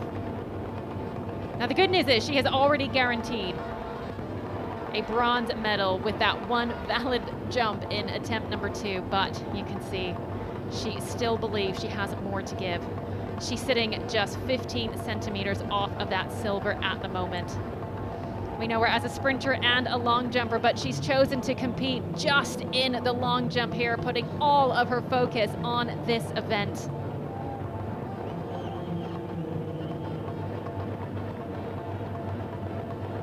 Choosing to carry on, knowing that these chances are rare. Now she's just waiting at the moment because there is a very enthusiastic drummer in the audience. Now the assistant has alerted.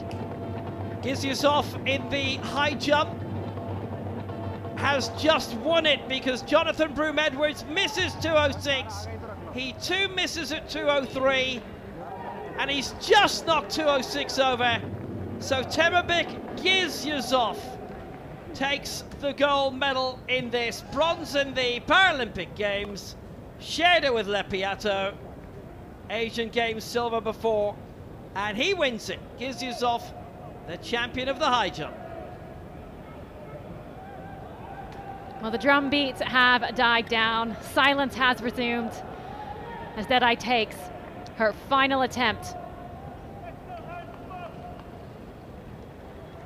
Oh, and again, you can just see that those ginger steps as she comes out of the long jump pen. Well, Deadeye, we appreciate your dedication, doing whatever she can to put on a show, both for the fans here and for her country. She was the world champion back in 2017, and her efforts have been rewarded. She will be going home with a bronze medal. 4 meters 41 for Deadeye, and it was a season's best. A season's best when it matters the most. We hope the injury isn't too serious, and congratulations to Deadeye on her bronze medal.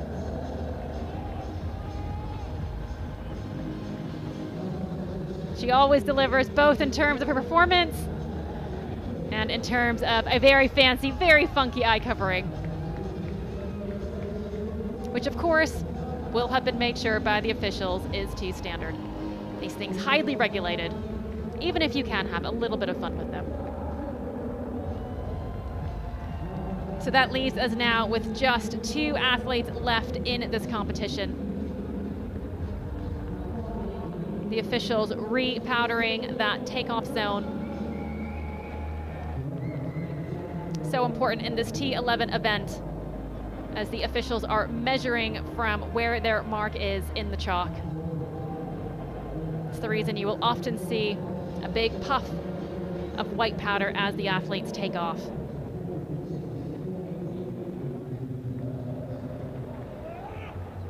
Lajette Lod's already had a fantastic championship debut. She's standing there knowing she has the silver medal, guaranteed, thanks to a 4:56 effort in her first attempt. She has waited years for this championship debut, and you can just see there, she is having the time of her life. She has been nothing but smiles since the start of this competition, and she has delivered. Can she improve on that 469? It will take a jump of 480 to overhaul Garcia Falligan from the gold medal position. And again, another fantastic display of Lajette Lod's technique. So efficient, making sure she converts everything she can from the speed she develops on that runway.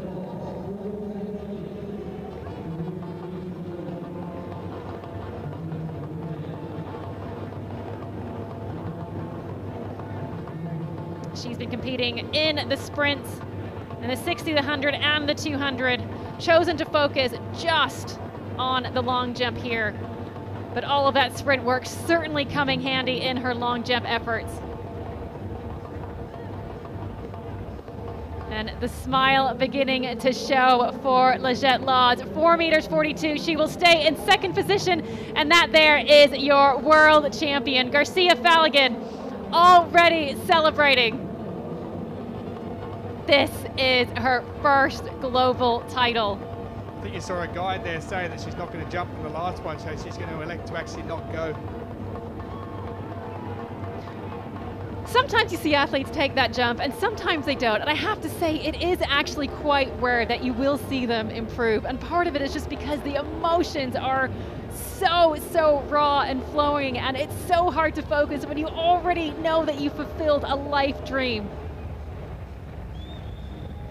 She made her debut for Spain in the 2018 European Championships in Berlin. And at the time, she was playing both goalball and athletics. However, in 2017, she decided she was only going to focus on athletics. And I think she's made the right decision. She has been working her way up through the rankings. Congratulations on her first global title. The women's 800 meters T34 coordination impairment wheelchair, one of the greatest champions we've ever seen, goes in this, the 30-time major champion winner, Hannah Cockcroft. We're starting off in lane 9, 16 years old for Australia, 4th in the 400 metres here, coached by the great Louise Savage. It's Coco Espy. She's already won the 100 and the 400 here. She's the reigning World and Paralympic champion. 18 world crowns now, 9 Paralympics for Hannah Cockcroft. In lane 7 for China, bronze in the 100 metres here. The Asian Games champion over 100 and 800, Lan Han Yu. In lane 6 for Great Britain, the 2018 European 100 metres champion, silver in the 1 and the 4 here for Kari Adenigan, the 7 times Paralympic medalist. In lane 5 for Great Britain, the reigning 100 and 800 European champion, bronze in the 4 here for the 2nd time for Fabienne Andre. And in lane 4 for Japan, 4th in the 100 metres here, bronze in the 1 last year in Kobe for Moa Onodera.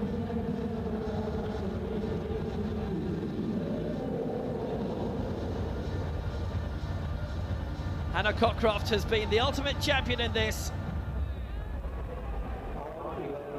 since she did the 100-200 double in Christchurch in 2011. She has only ever been beaten in 1 championship race. So they're away. Onodera in 4, Andre in 5, Adenigan 6, Lan 7, Cockcroft 8, and Coco Espy in lane 9. What a future for this lady who's currently with Sydney University AC. But what a present it has been for Hannah Cockcroft all the way through. She's out in front, Kari Adenigan is moving up, Lan Han Yu alongside, but Cockcroft is well clear at this point in time, inside the opening lap. Look at that gap. She really is in a class of her own right now. Adenigan fighting off Lan Han Yu for the time being, the Asian Games 1 and 8 champion, but it is Hannah Cockcroft with a major advantage here. Coming into the closing straight, the bell is on the way. This is the big battle though, and Adenigan currently holding off Lan Han Yu for it. So it's Cockcroft who takes the bell in 55.96. Adenigan currently in 2nd spot, and she's marginally ahead of Lan Han Yu. And it's Fabienne Andre looks to be in 4th spot at the moment. But it's Cockcroft. It's all about who's number 1 right now, and that's her. The winner of the 100 and the 400 here. And she's looking for what would only be her 3rd ever World Championship hat-trick. Adenigan still on course to make it a Britain 1-2. But for Cockcroft, it's all about being number 1 and nothing else. And she has been that for very, very many years. Cockcroft is on the way. It's going to be another hat-trick for her. It's going to be a 31st world title. Hannah Cockcroft, unbeatable. 149.88. 8 seconds inside a championship record from Dubai in 2019, and it will be another British one too. Kari Adenigan in 2nd spot with Lan Han Yu in 3rd. What a great victory for Hannah Cockcroft once again. The championship record is hers, 149.88, and that's impressive. Andre 4, Onodera 5, and Coco Espy will be in 6th place for Australia. Cockcroft 1, Adenigan 2, and that's a story that we know well. Hannah Cockcroft turned that entire race into a time trial, and my goodness, I think I can only describe that race as a very unfriendly race in the sense that absolutely nobody was working together. But you're right, Will. I think by far the most interesting contest there was the one happening between Adenigan and Lan, and the way that they were fighting it out. And the reality is that Lan stayed in the 2nd lane for that entire race, which means she ended up racing 14 meters more than was necessary. Adenigan did exactly the right thing by holding on to that inner position, maintaining that line, fighting for it. But when Hannah Cockcroft took off, let everyone know I'm not giving anybody a free ride here. Cockcroft 1, Edenigan 2, the same old tale. Championship record 149.88. Lan Hanyu gets the bronze for China in a new Asian record. But Andre was working hard to fight off Lan Hanyu all the way. This is the same 1-2-3 as in the 100 metres final here, and in the 1 and in the 8 in last year's World Championship, and indeed the Paralympic Games too. Great hard work, but it's Cockcroft who keeps hitting new horizons.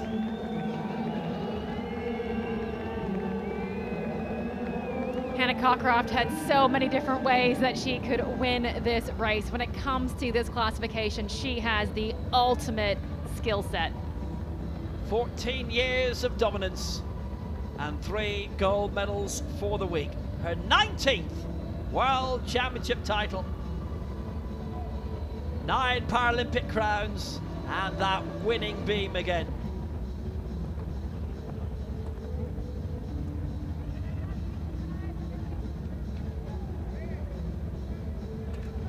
A great champion. 14 years of dominance.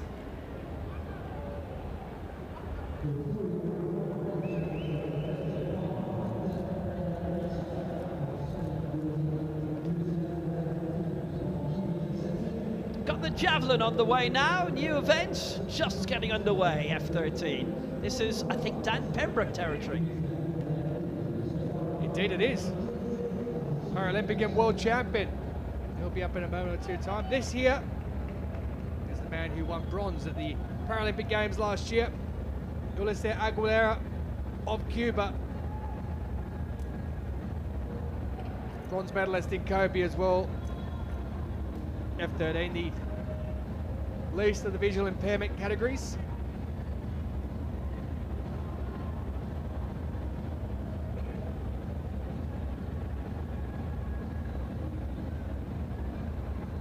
So we've all had one attempt in this.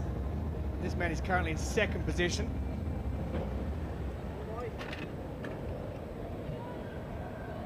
Leading the way is Hector Cabrera Yacer, season best 60.27.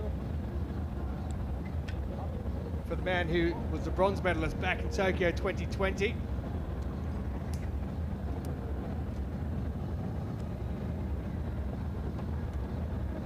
Just waiting for all to calm down and get ourselves into position for this. That is the reason why. So we'll come back to the men's javelin throw F13 shortly, but we now continue to move on. It is the heats of the men's 800 metres T54. This is heat number 1 of 3. Set to go. Jin Hua, he is the reigning Paralympic champion in the 800 and the 1500 metres. He took silver in the marathon last year as well. He likes the longer distances. He's already won gold here over 1500 metres. He'll go out in lane number 9. Now here's a man who we saw with an incident back in the 1500 metres at these championships. He finished 7th. He was silver in the 5,000 metres, 22 years of age. Thibaut Dara. Lito Anka, 10th in the 1500 metres here. Lifetime best in this of 130.26.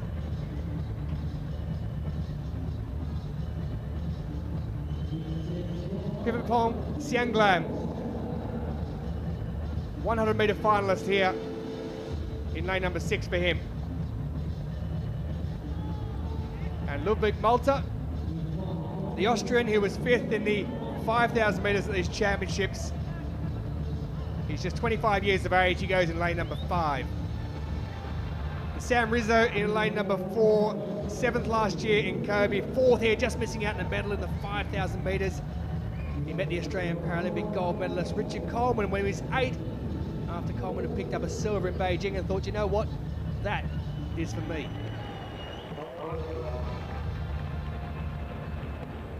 So the first 2 automatically go through to the final. Next 2 fastest across their 3 heats also through.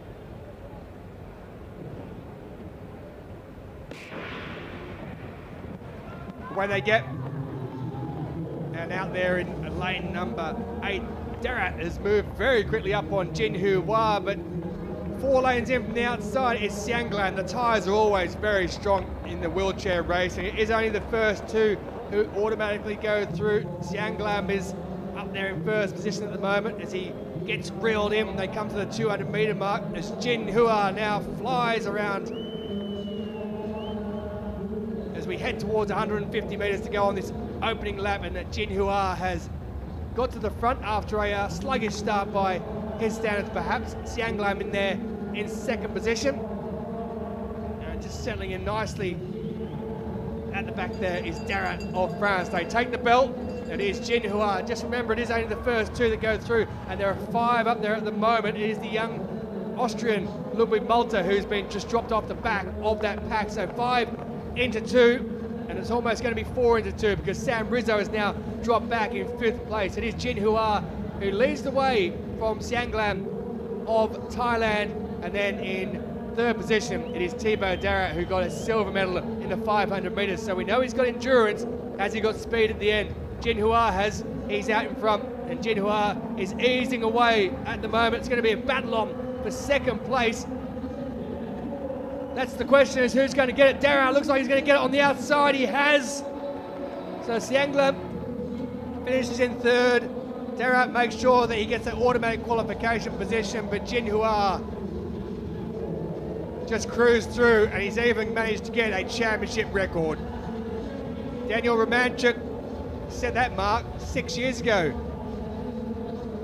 in Dubai. So Romanchuk's 6-year record has been broken by Jin Hua, and Thibaut Darat at 130.79 has come inside that record as well. Actually, the first 4 have come inside the record set by Romanchuk back in Dubai in 2019. That's a fast heat. But those are the 2 that go through. Jin and Darat are the 2 that qualify. Season best for Xianglam in 130.82. Anka 131.57. You'd have to think at this stage, those 2, well, it's going to have to be quick to hunt them down. Rizzo in 134.52. Season best for Malta in 6th position, 137.64.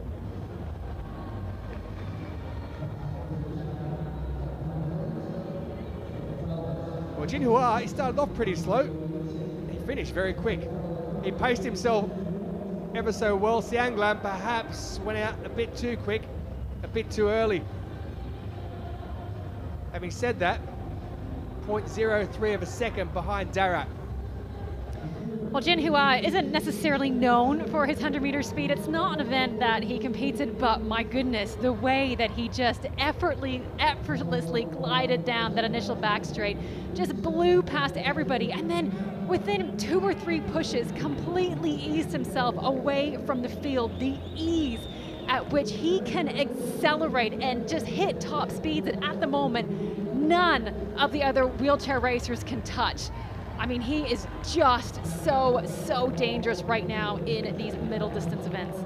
Yeah, Paralympic champion in this, and the 1500 metres as well. Silver in the marathon last year behind Marcel Hoog, but he's taken victory in the gold, and the 1500 here is he on his way to victory in the 800. Championship record for Jin Hua, who goes through. Thibaut Darat as well in 2nd place qualifies. The season best for Xianglam and Anka at the moment are in those top 2 positions as far as the 2 fastest who missed out on automatic qualification.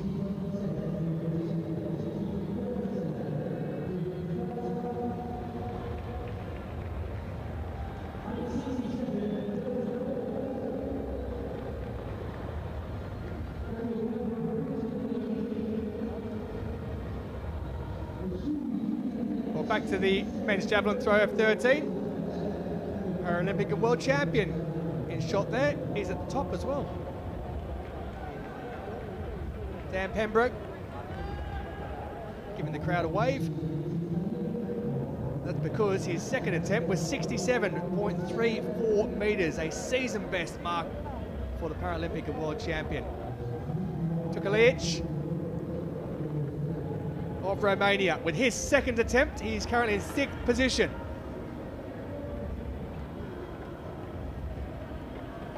It's out there well over the 45-metre mark, around the 50. Been given the white flag, 51.47 for his opener. His major championship debut came back in 2017, that in London. Season best this year of 48.17, so he has obliterated that with his opener by a few metres. 52.72, his lifetime best.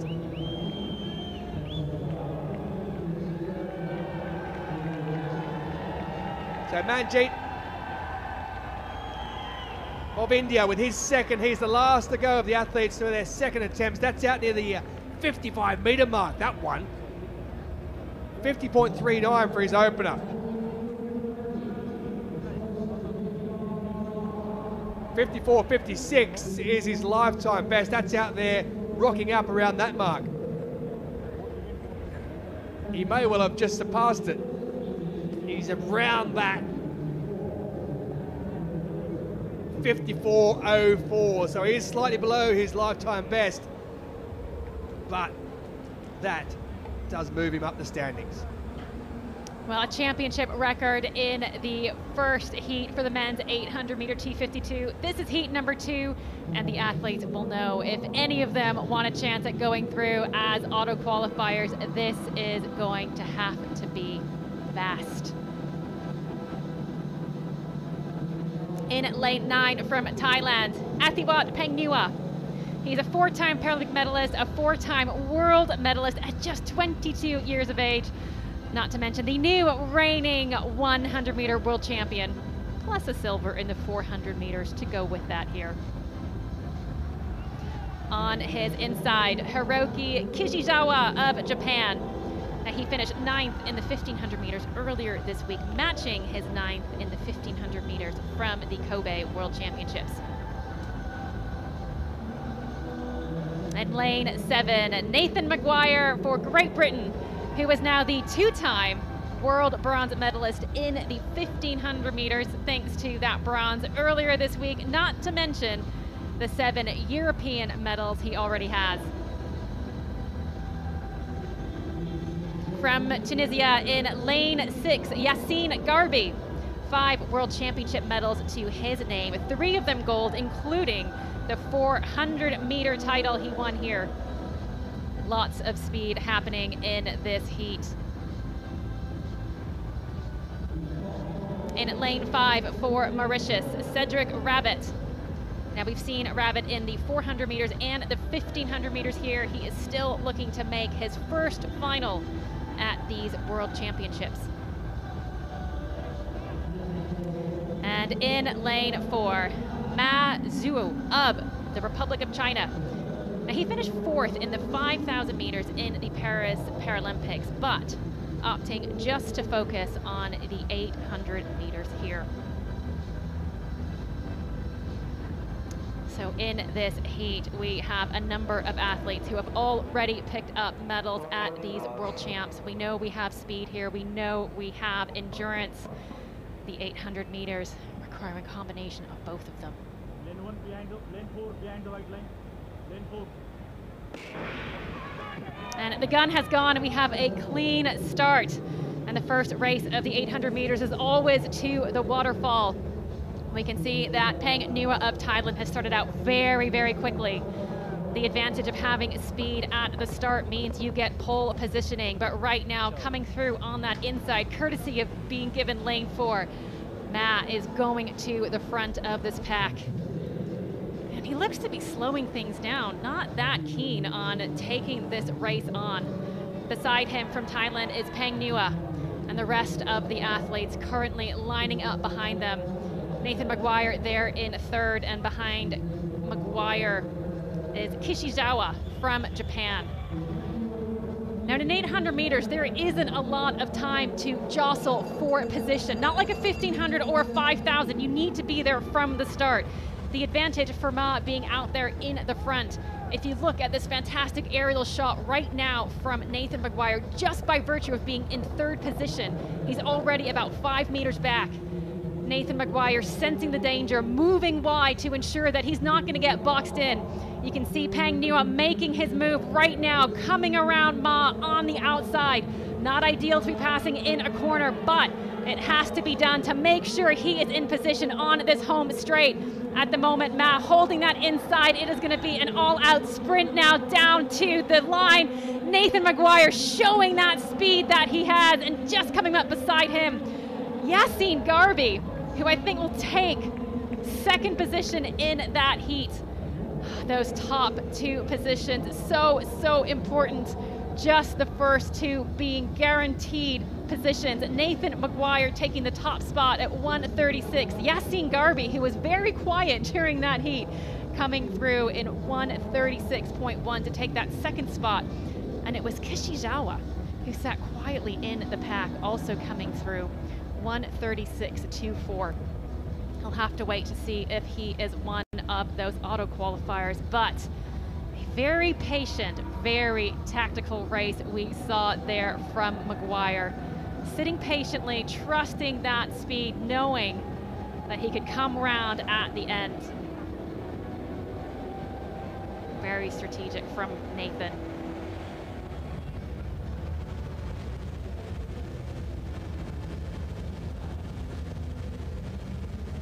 Now we'll just keep an eye on those auto qualifiers to update you there.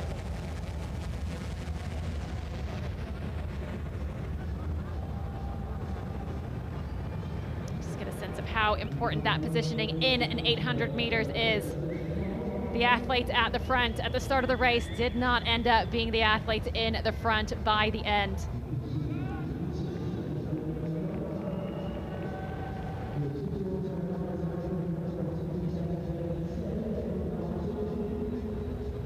Had a few crashes in some of the T34 800 meters earlier this morning. Very thankful so far that we haven't had any of those crashes yet. That is the reason why all of the athletes are required to wear helmets.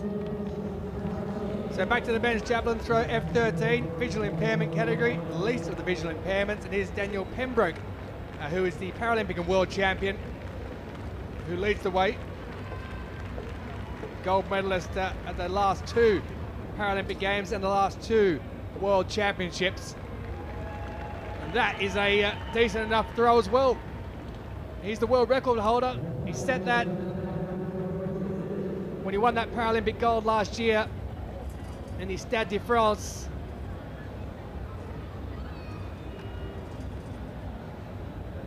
He's got something to be pushing out towards that. At the moment he won't mind, he's in first position. 62.28. So the season best of 67.34. His world record, by the way, 74 meters and 49 centimeters. Try that.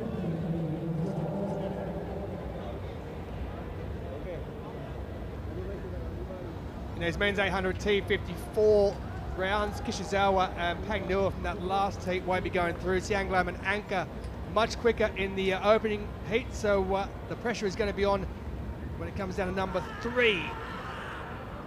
We continue with the men's javelin throw F13. Tukalic with his third. Gets the white flag, the Romanian. And he'll have some work to do. 52.72 is his lifetime best. Thus far, his best is 51.47. He's in 7th position, 7 going in this, so they'll all go through with 6 attempts. 51.53 is the man Dimitrovic, and he has gone past that. A lifetime best of 53.56 as we head back to the track.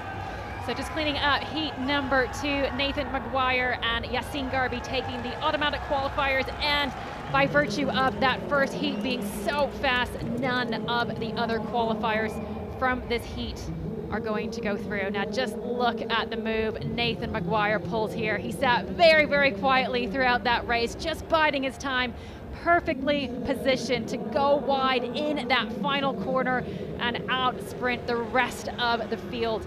And you can just see how close it was there for Kishizawa. And unfortunately, he will not go through as an automatic qualifier simply because that first heat was so fast. So this is the third of the 3 heats, and it features the reigning world champion Dai Yunkang of China, well, the Paralympic bronze medalist, the veteran Julien Casserly, Sam Carter as well for Australia. 5 of these 6 have won major championship medals in the time. Sam Carter among them, bronze in the Commonwealth Games in Birmingham. In 2022, he was 5th in the Paralympics 4 years ago in Tokyo. 4th as best World Championships finishes, and 9 for Australia from Western Creek AC, coached by Fred Pellier, based around Canberra now. And in 8 for Thailand, bronze in the 5,000 metres here. Paralympic bronze in the career also for Putterat Kongrak. In lane 7 for China, the defending world 800 metres champion. Bronze in the 4 here, that's his 5th World Championship medal. He's the Paralympic 400 champ, Dai Young Kang.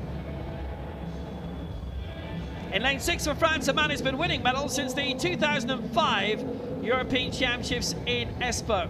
8th in the 1500 metres here, it's Julien Casseley.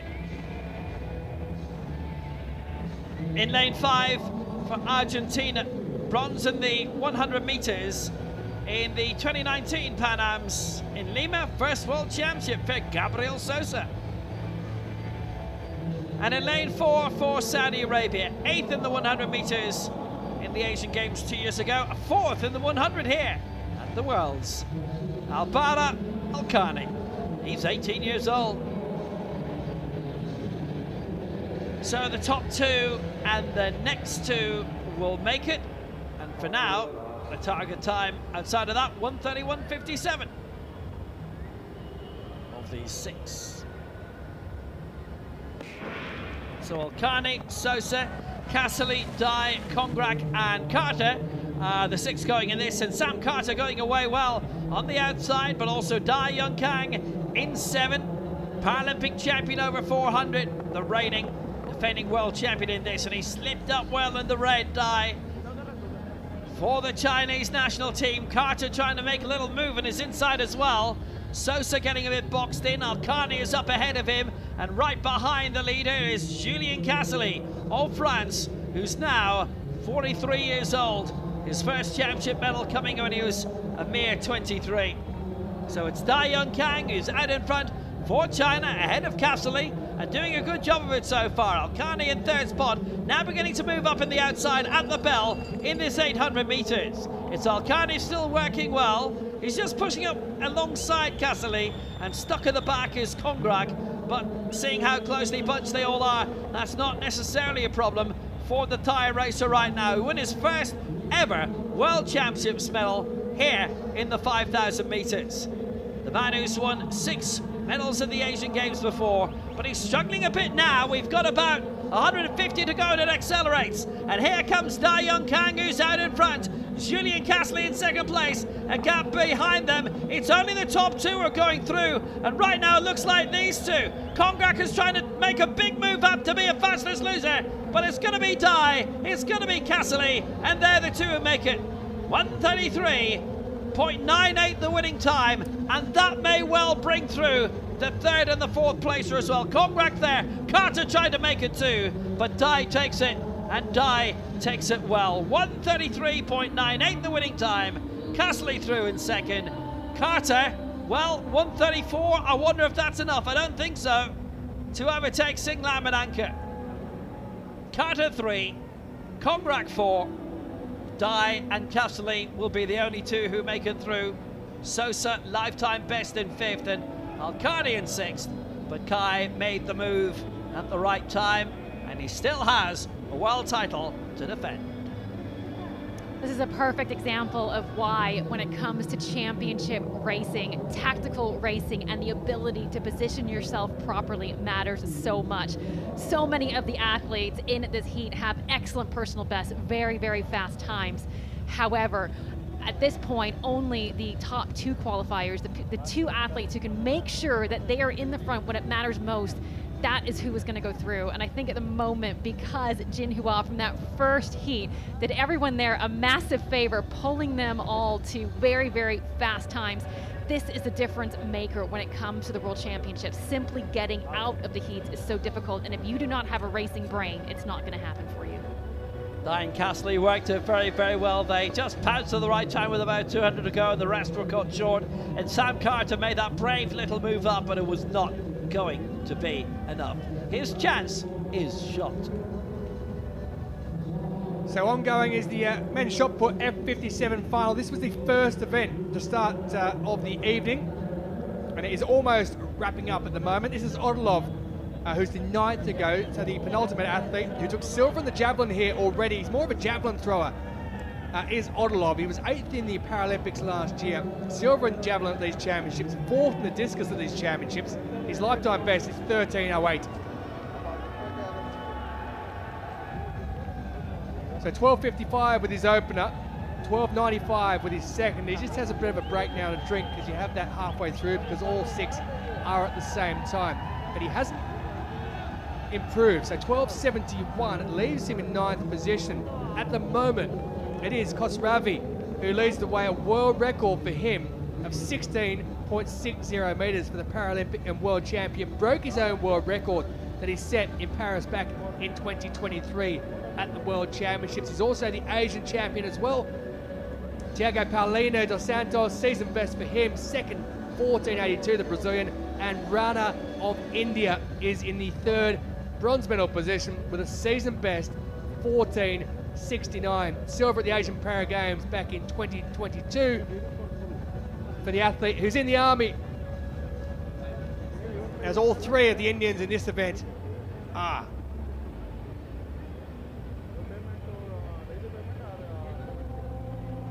So throw number 4 for Jorgenbeck Odilov.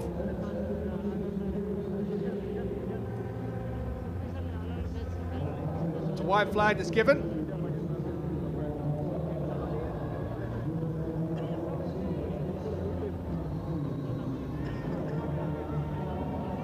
So a silver medal in this one at the Asian Games in 2022.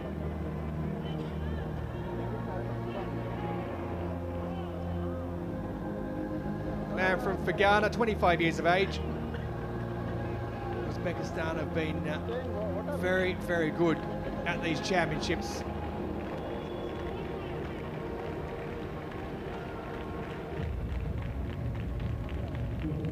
They're currently 11th in the medal standings. They've got 12 medals all up, 5 golds, 5 silvers, and 2 in the bronze category.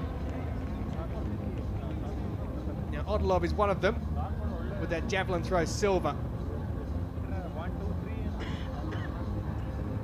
Just missed out in the discus, and he may well be struggling somewhat when it comes to the javelin throw, but he's an all-round athlete. You cannot fault that at all. 11:93 was his 4th attempt.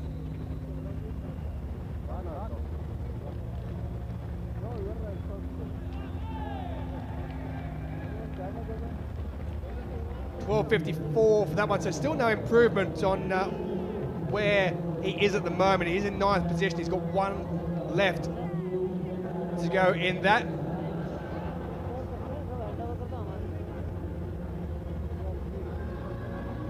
We did have the club throw F51 seater that was taking place before as well. Just to let you know, Zoya obviously won that. Bayan of India, 2nd, and Potabova of the neutral para athletes finished in the bronze medal for that one. So a white flag for his final one.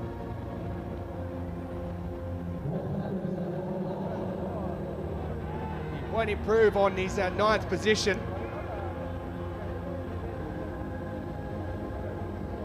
A couple of events left on the track still to come in this evening session as well.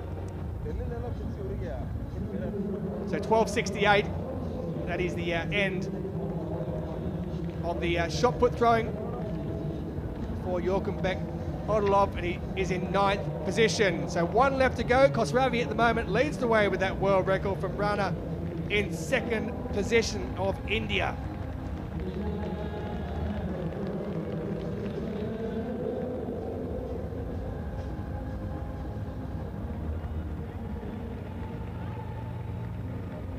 Khosravi, Paulino and Rana. There is the javelin throw still going as well, the F13. 2 field events heading towards their conclusion. men's 1500 metres T46 final coming up, and the universal 4x100 relay final. Absolute chaos in a very good way. I am looking forward to Will Downing's call on that one. If you're not sure about the universal relay, by the way, it goes 4x100 is visually impaired first, amputee second, coordination impairment athlete third, and fourth, it is a wheelchair, as we've had a false start from Dimitrovic. I think he realised I was still talking about the 4x100 metres relay, so I thought he better pull up and go again. Here's 2 male, 2 female, by the way, in the 4x100 universal relay. It doesn't matter what order the males and females going, you must have 2 from each of those sexes, so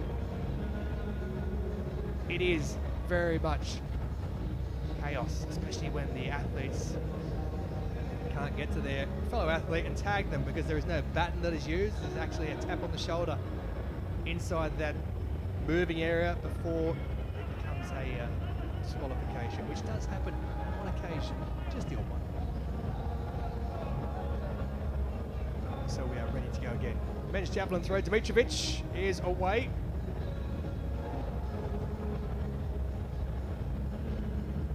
After a false start, it is the man who's currently in 7th position, 51.53 with his opener. Bronze medalist at the Doha Games World Championships back in 2015. Also bronze medalist in Rio in 2016 and at the European Championships that year as well. 47.74, so he still sits some distance back from the medals at least.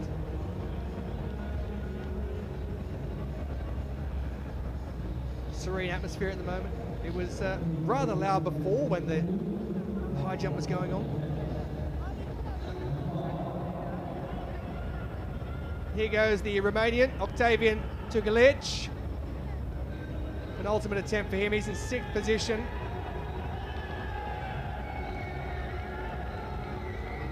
But he's gone past his lifetime best with attempt number 3.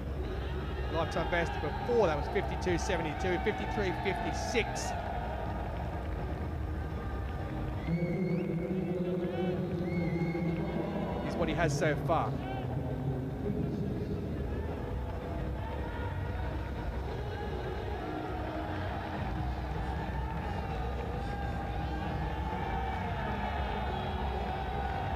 So no improvement there for Tulic.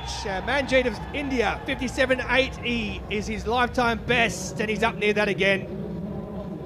But he won't be going past because it's a red flag. I don't think the distance would have gone past that anyway. I think he's asking, did I break the plane at the front there? Let's have a look. Well, perhaps his foot may have just gone over there at the end. It looked tight.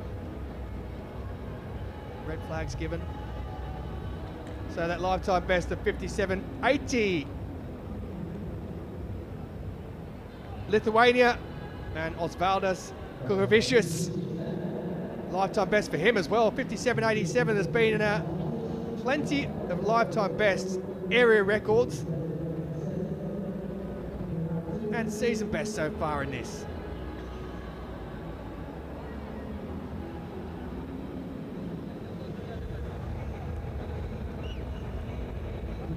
Dan Pembroke will be in a very happy position at the moment. He's got a very good lead of around 4 metres on Aguilera of Cuba. Hector Cabrera Yasser, the bronze medalist in Tokyo. He's an experienced campaigner, 64.89 is his lifetime best. And even if he threw that, it wouldn't be enough to get him into the lead. It would be enough to get him into 2nd position. But that, as you can see from the marker, is around 55 metres.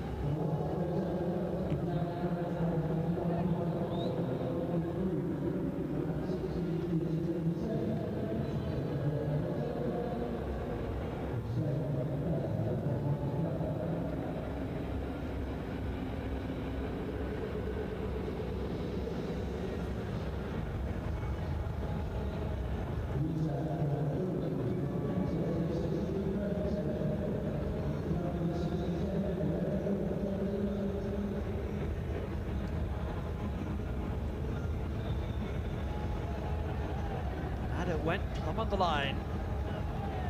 View from above. So it is now second place.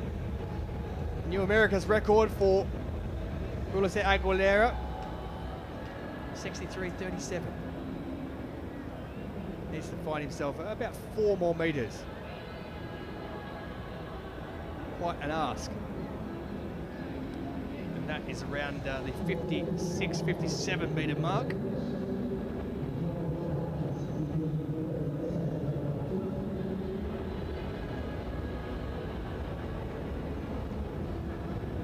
So in the long jump, you want that front leg to act as a spring, but in the javelin, you wanted to do the complete opposite. You needed to act as a block. You basically want that leg to absorb all that force. You translate it up through your body, and that's how you end up with this absolutely stunning kinematic chain that all ends with your arm whipping through, getting all that velocity through to the javelin. Well, let's see if the Paralympic and World Champion can do just that.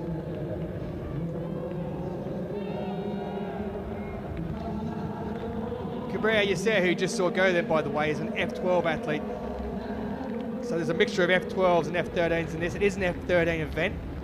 Dan Pembroke is an F13, but is medium visual impairment along with the least of the visual impairment. So Pembroke with number 5. And that is rather long. That'll be interesting to see where he's gone with that one. 67.34 was the season best with number 2. Just manages to hold himself up there with that power that Steph was talking about as he gets to the line.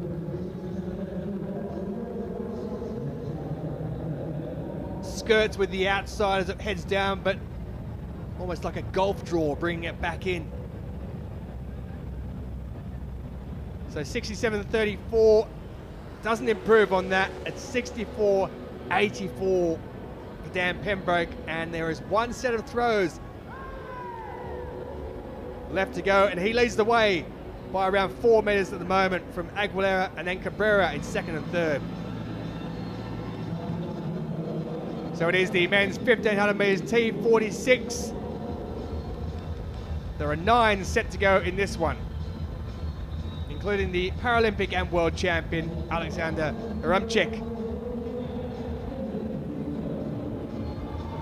Evans Ruto, major championship debut for him from Kenya.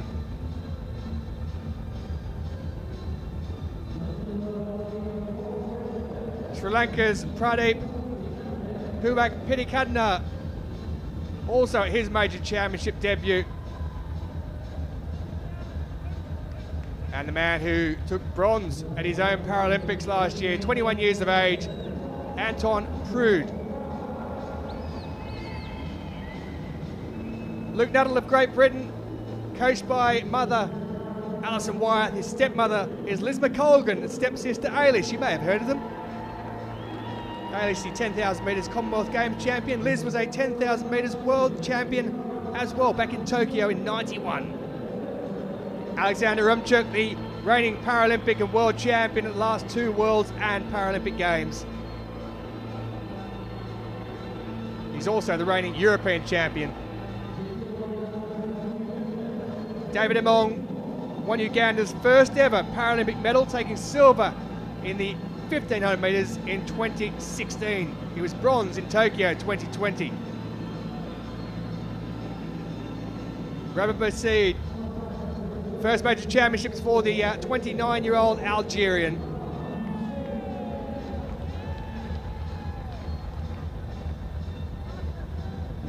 And a name LeBron James will be proud of. It's King James Reyes. Gold in the 800 metres at the 23 ASEAN Para Games. He's a student at Adamson University in Manila.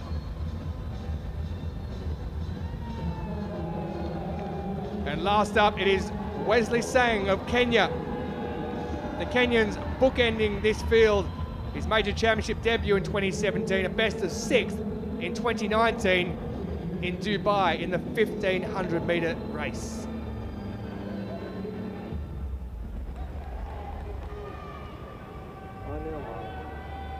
Michael Roger, the silver medalist at the Paralympics, and bronze in Kobe last year, not here.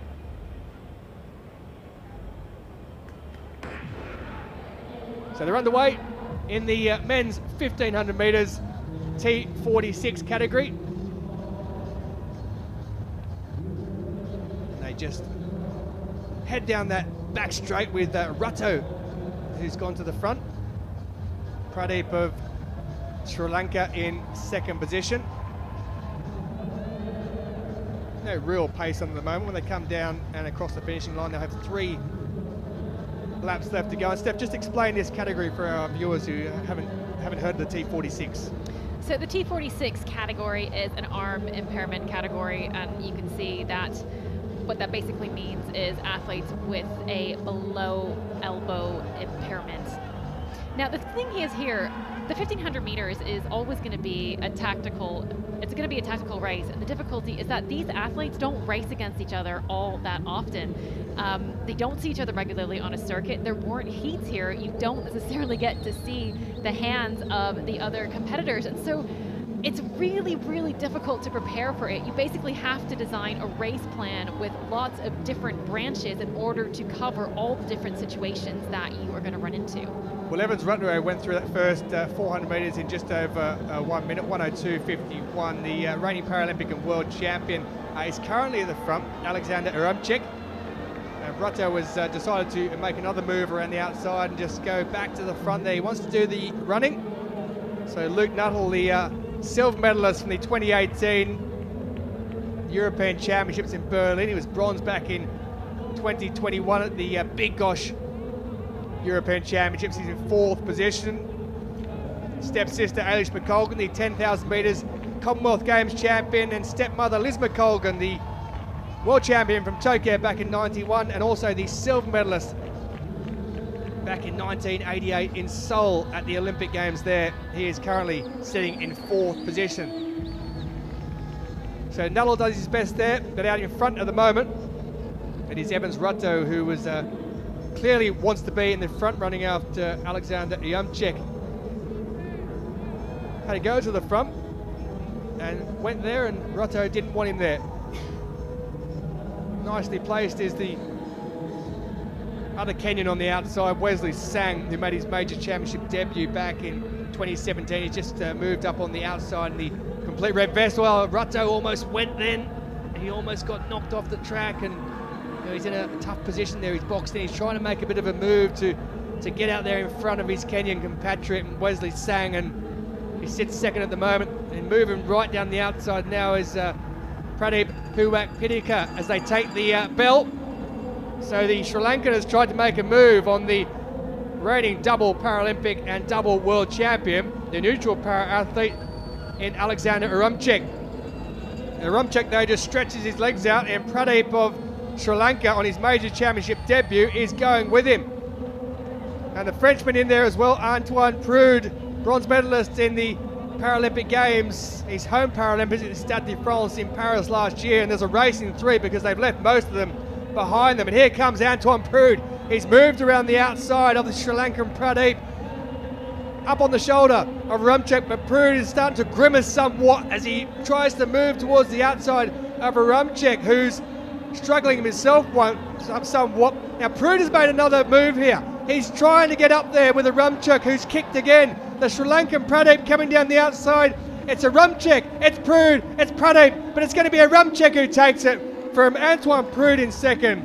And Pradeep Puapikada in 3rd place for Sri Lanka takes the bronze medal, his first ever championship medal. But it's Urumchik with a 3rd successive World Championship title. Season best time of 3:53.26 for him. Season best as well for Antoine Prude, 3:53.62, slightly behind, and it is the Sri Lankan in Puwak Pitkanna who takes 3rd position with a new Asian record of 3:53.77. Well, Urumchik, he would not be discouraged. He went to the front. Rutto came again and wanted to go back in there. Rutto ended up finishing in 5th position behind Luke Nuttall of Great Britain. They're around 4 seconds back outside of the medal placings. But that man there, Alexander Arumchuk, gold medalist in 2016 and 2021 at the European Championships. He was a gold medalist back at the Paralympic Games in 2020 and 2024. He takes the victory. Again, I think this is such a challenging event for the T46 athletes. You are going into a tactical championship race, and in so many ways, you have no idea what you are facing. You don't know what the strengths are of the other athletes. You don't know their race plan. You don't know how they're going to run. You pretty much have to go out and figure it all out on the fly. Excellent job there from Arumchuk.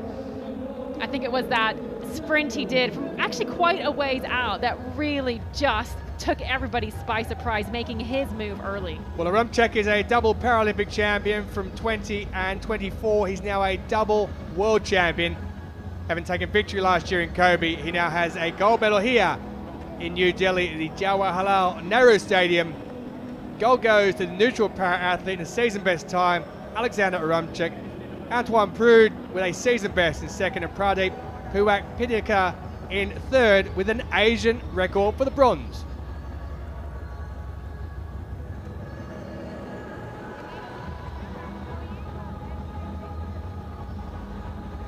And it's all over in the javelin throw as well.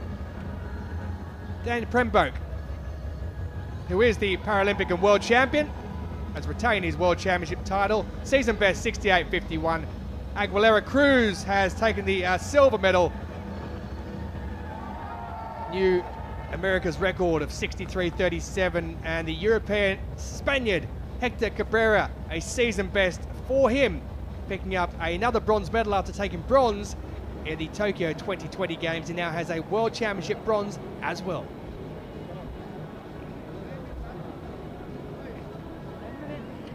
Men's high jump T64, Timurбек Giyazov equaling his lifetime best in taking the gold for Uzbekistan. He cleared 2:03. Jonathan Broome-Edwards had 2 attempts at that, missed and went to 2:06, didn't get it. It's silver for him for Great Britain. And the Paralympic champion Praveen Kumar, third. He cleared 2 meters. Lepiato, former European World Paralympic champion, missing out in 4th. So men's shot put F38, just to clean this one up, it is Levin Moreno with a world record at 20:38. He has taken the victory there. Lemos Revos, the Colombian, in second place with a lifetime best of 19.70.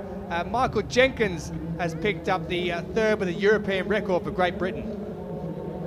Zoya Ovsi, we saw her best throws tonight, and she has taken the women's club throw F51. That was the seated event, 24.03, ahead of India's Ekta Vayon in second place, 19.80, and Ekaterina Potapova on her championship debut third, 18.60.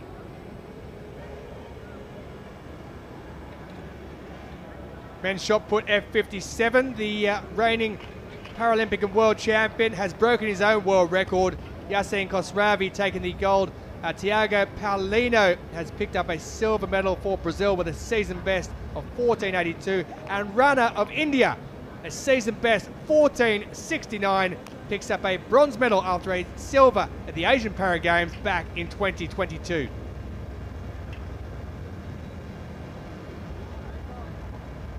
Well, joyous scenes across all of the events we've seen here in the field. And this is the great moment for Giyazov when he knew that he had taken the high jump ahead of Broome-Edwards. Clearances all the way through. He'd missed one at 197. Lapiato clearing 197. That's where he departed the scene. An accident, bowing out at 191. Great night for Iran as well as they reach the podium. And for Khosravi, that world record of 16 meters 60. Yeah, America's records as well.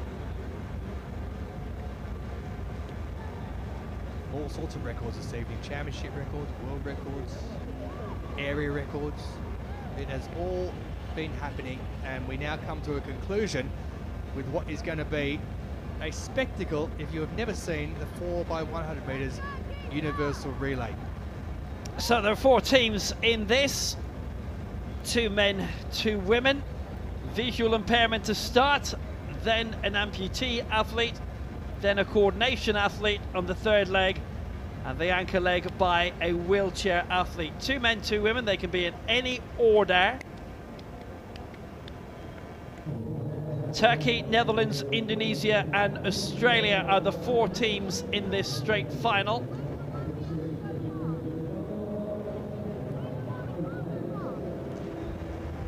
China have tended to dominate this in recent years. So here are the teams. Turkey with Mevnur Kagaran, Abdullah Ilgaz, Mehmet Atalay, Hamidi Dugangun. Netherlands with Zara Timic, Fleur Young, Stijn van Bergen, Lito Anker. Indonesia with Putre, Shalila, Pranomo and Arapin. And Australia with Nathan Jason, Lexi Brown, Akeisha Snowden and Luke Bailey. So Netherlands, Indonesia going woman, woman, man, man. Turkey starting and ending with women. Australia starting and ending with men.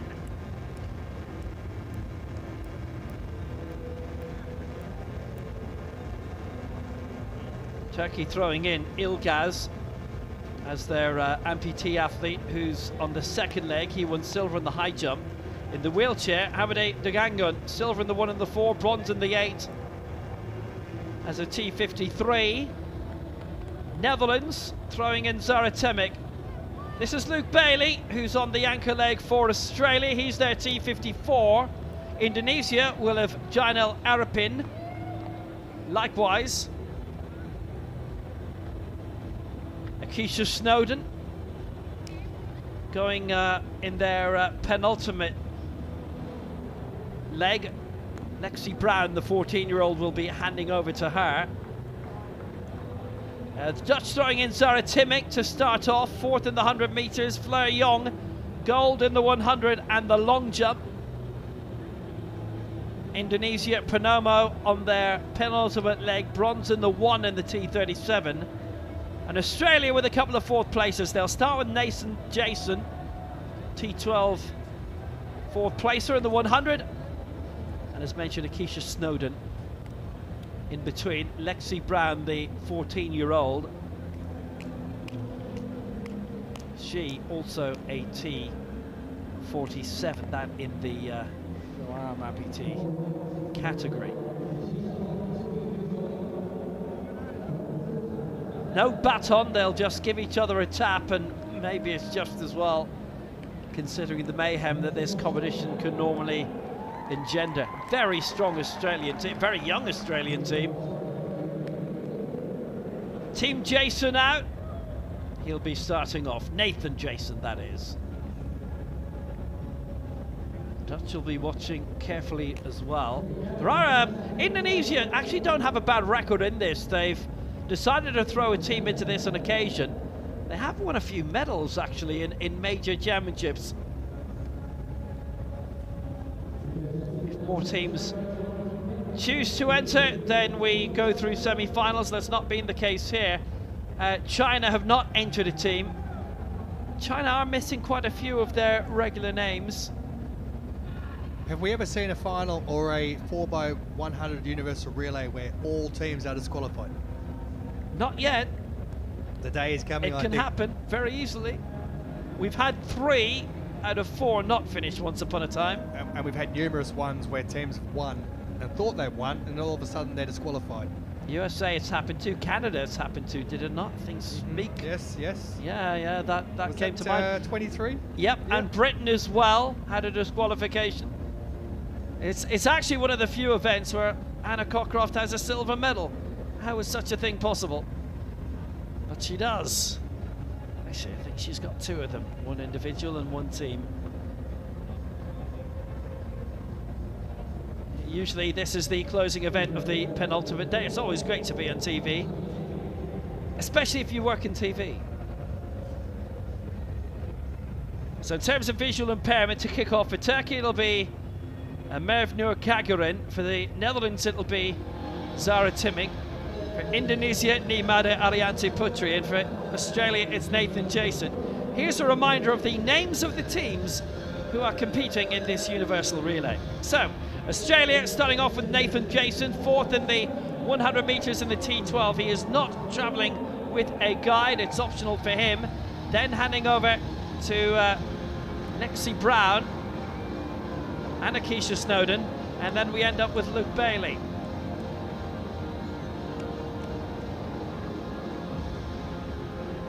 Indonesia will be starting off with their T12, Nimade Arianti Putri and a guide Bayu Haji Laksono.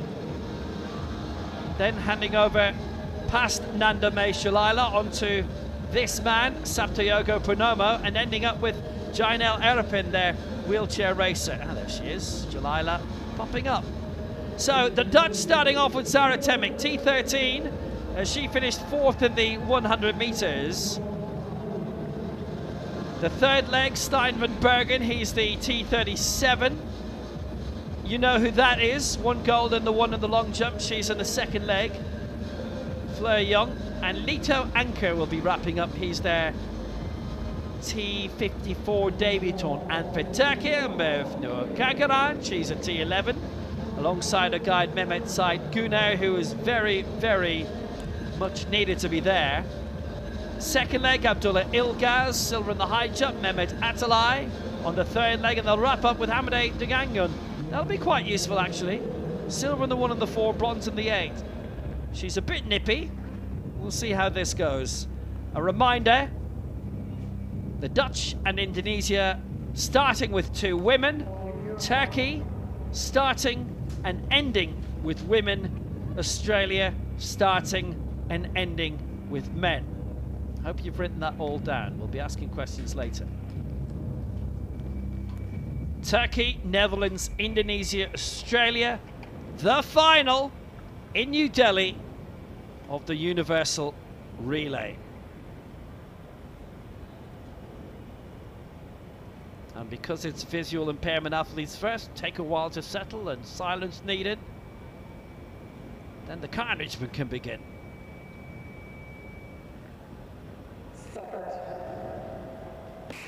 So they're away, first time of asking, solid start by Timmick for the Netherlands, and obviously Nathan Jason for Australia. He's going to hand over now towards Lexi Brown. It's Australia marginally in front, Netherlands going well. Fleur Young, she's on the second leg for the Dutch, who start with their 2 women. Now we go into the middle leg, and it's Akeisha Snowden taking up for Australia. They're going well, but the Dutch are finishing with 2 men, and Indonesia as well. Stein van Bergen for the Dutch, Purnama for Indonesia. The final handover is on the way, and it's the Dutch who are leading here, and it's Lito Anker who takes on the story. And now coming for Indonesia, it's Erapen. It's the Netherlands against Indonesia for the gold, and Australia in third place. Pushing up is Erapen. Netherlands holding on. Dutch gold.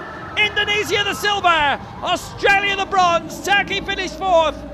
47.74 the unofficial time. And the Dutch have got that one together well. He just held off Jainel Erpin and Lito Anker, and he takes a World Championship gold. Fleur Young gets her 3rd gold of these World Championships. It was handy having her on board.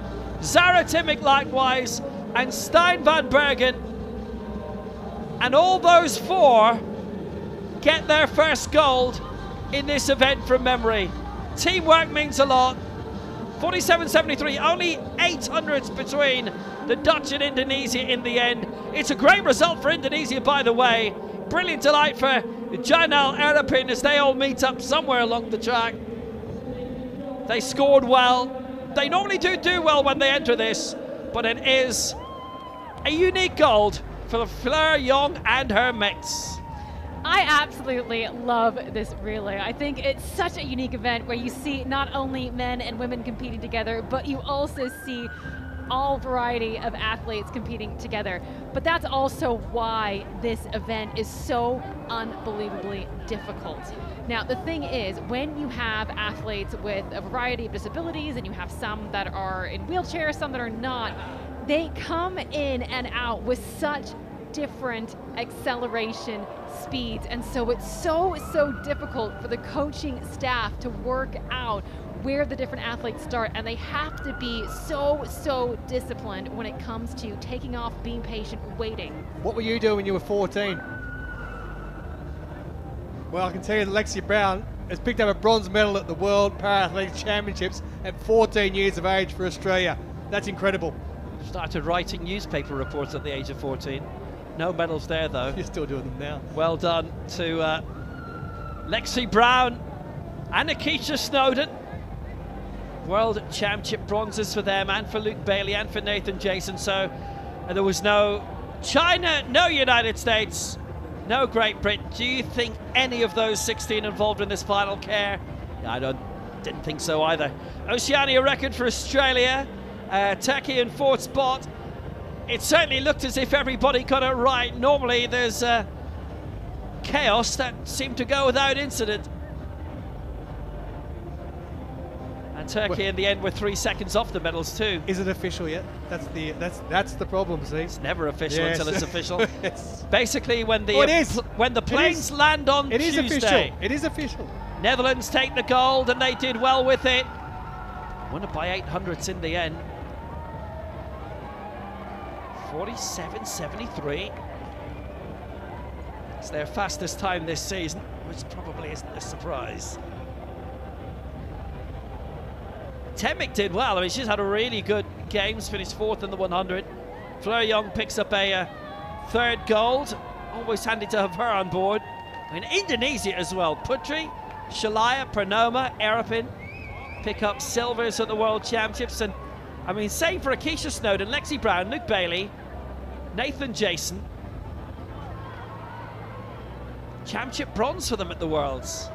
That's tidy. That's very tidy indeed for them all. And that is real dream stuff for them.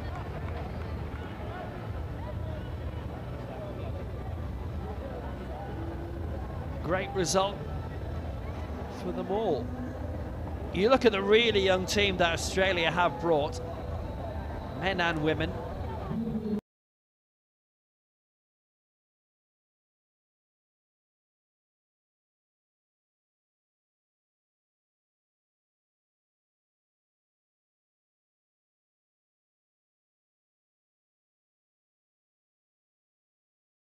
Make sure that all of this is correct. I'm sure it is.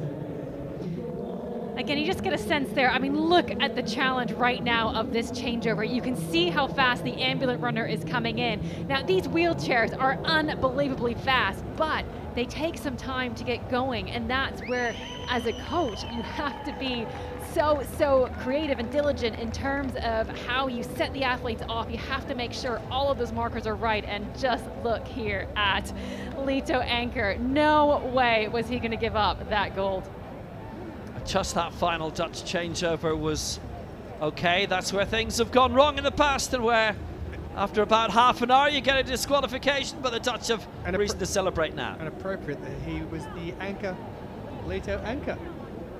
Hasn't that worked out nicely? I must say as well, I gave Steph Reid the one finger before the race, showing that Netherlands would win, and I was right. Dutch get the gold in this, Indonesia the silver, and Australia the bronze with a new Oceania record. Turkey finish in 4th spots.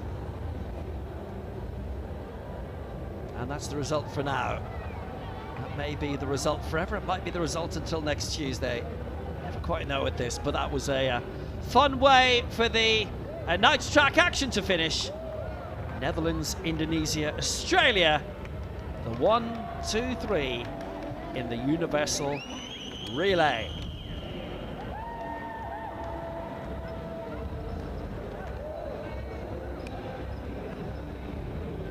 Another decent day of competition, and guess what? We've only got one day left. It absolutely whizzes by. Well, Brazil with 38 medals now, 12 of them gold. China with their latest successes, not in the relay. 9 gold, 41 overall.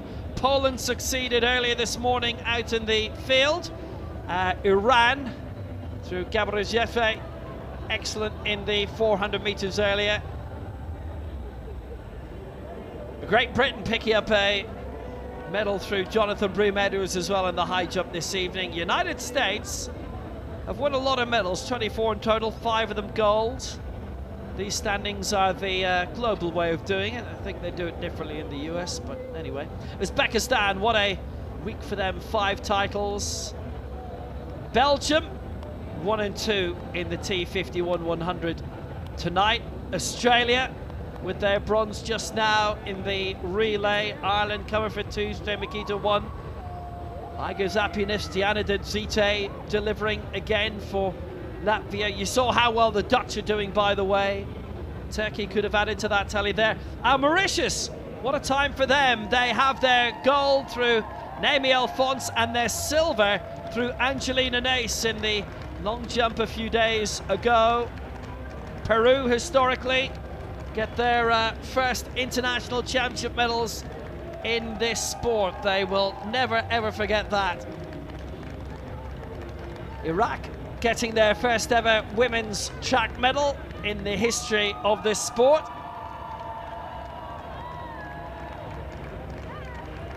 Costa Rica, Kazakhstan, Venezuela have their reasons to celebrate too. So do we. It's Saturday night in New Delhi, and so do you. You can join us again tomorrow for the final day of these World Championships. From Will Downing, Tulson Tollett and Steph Reed.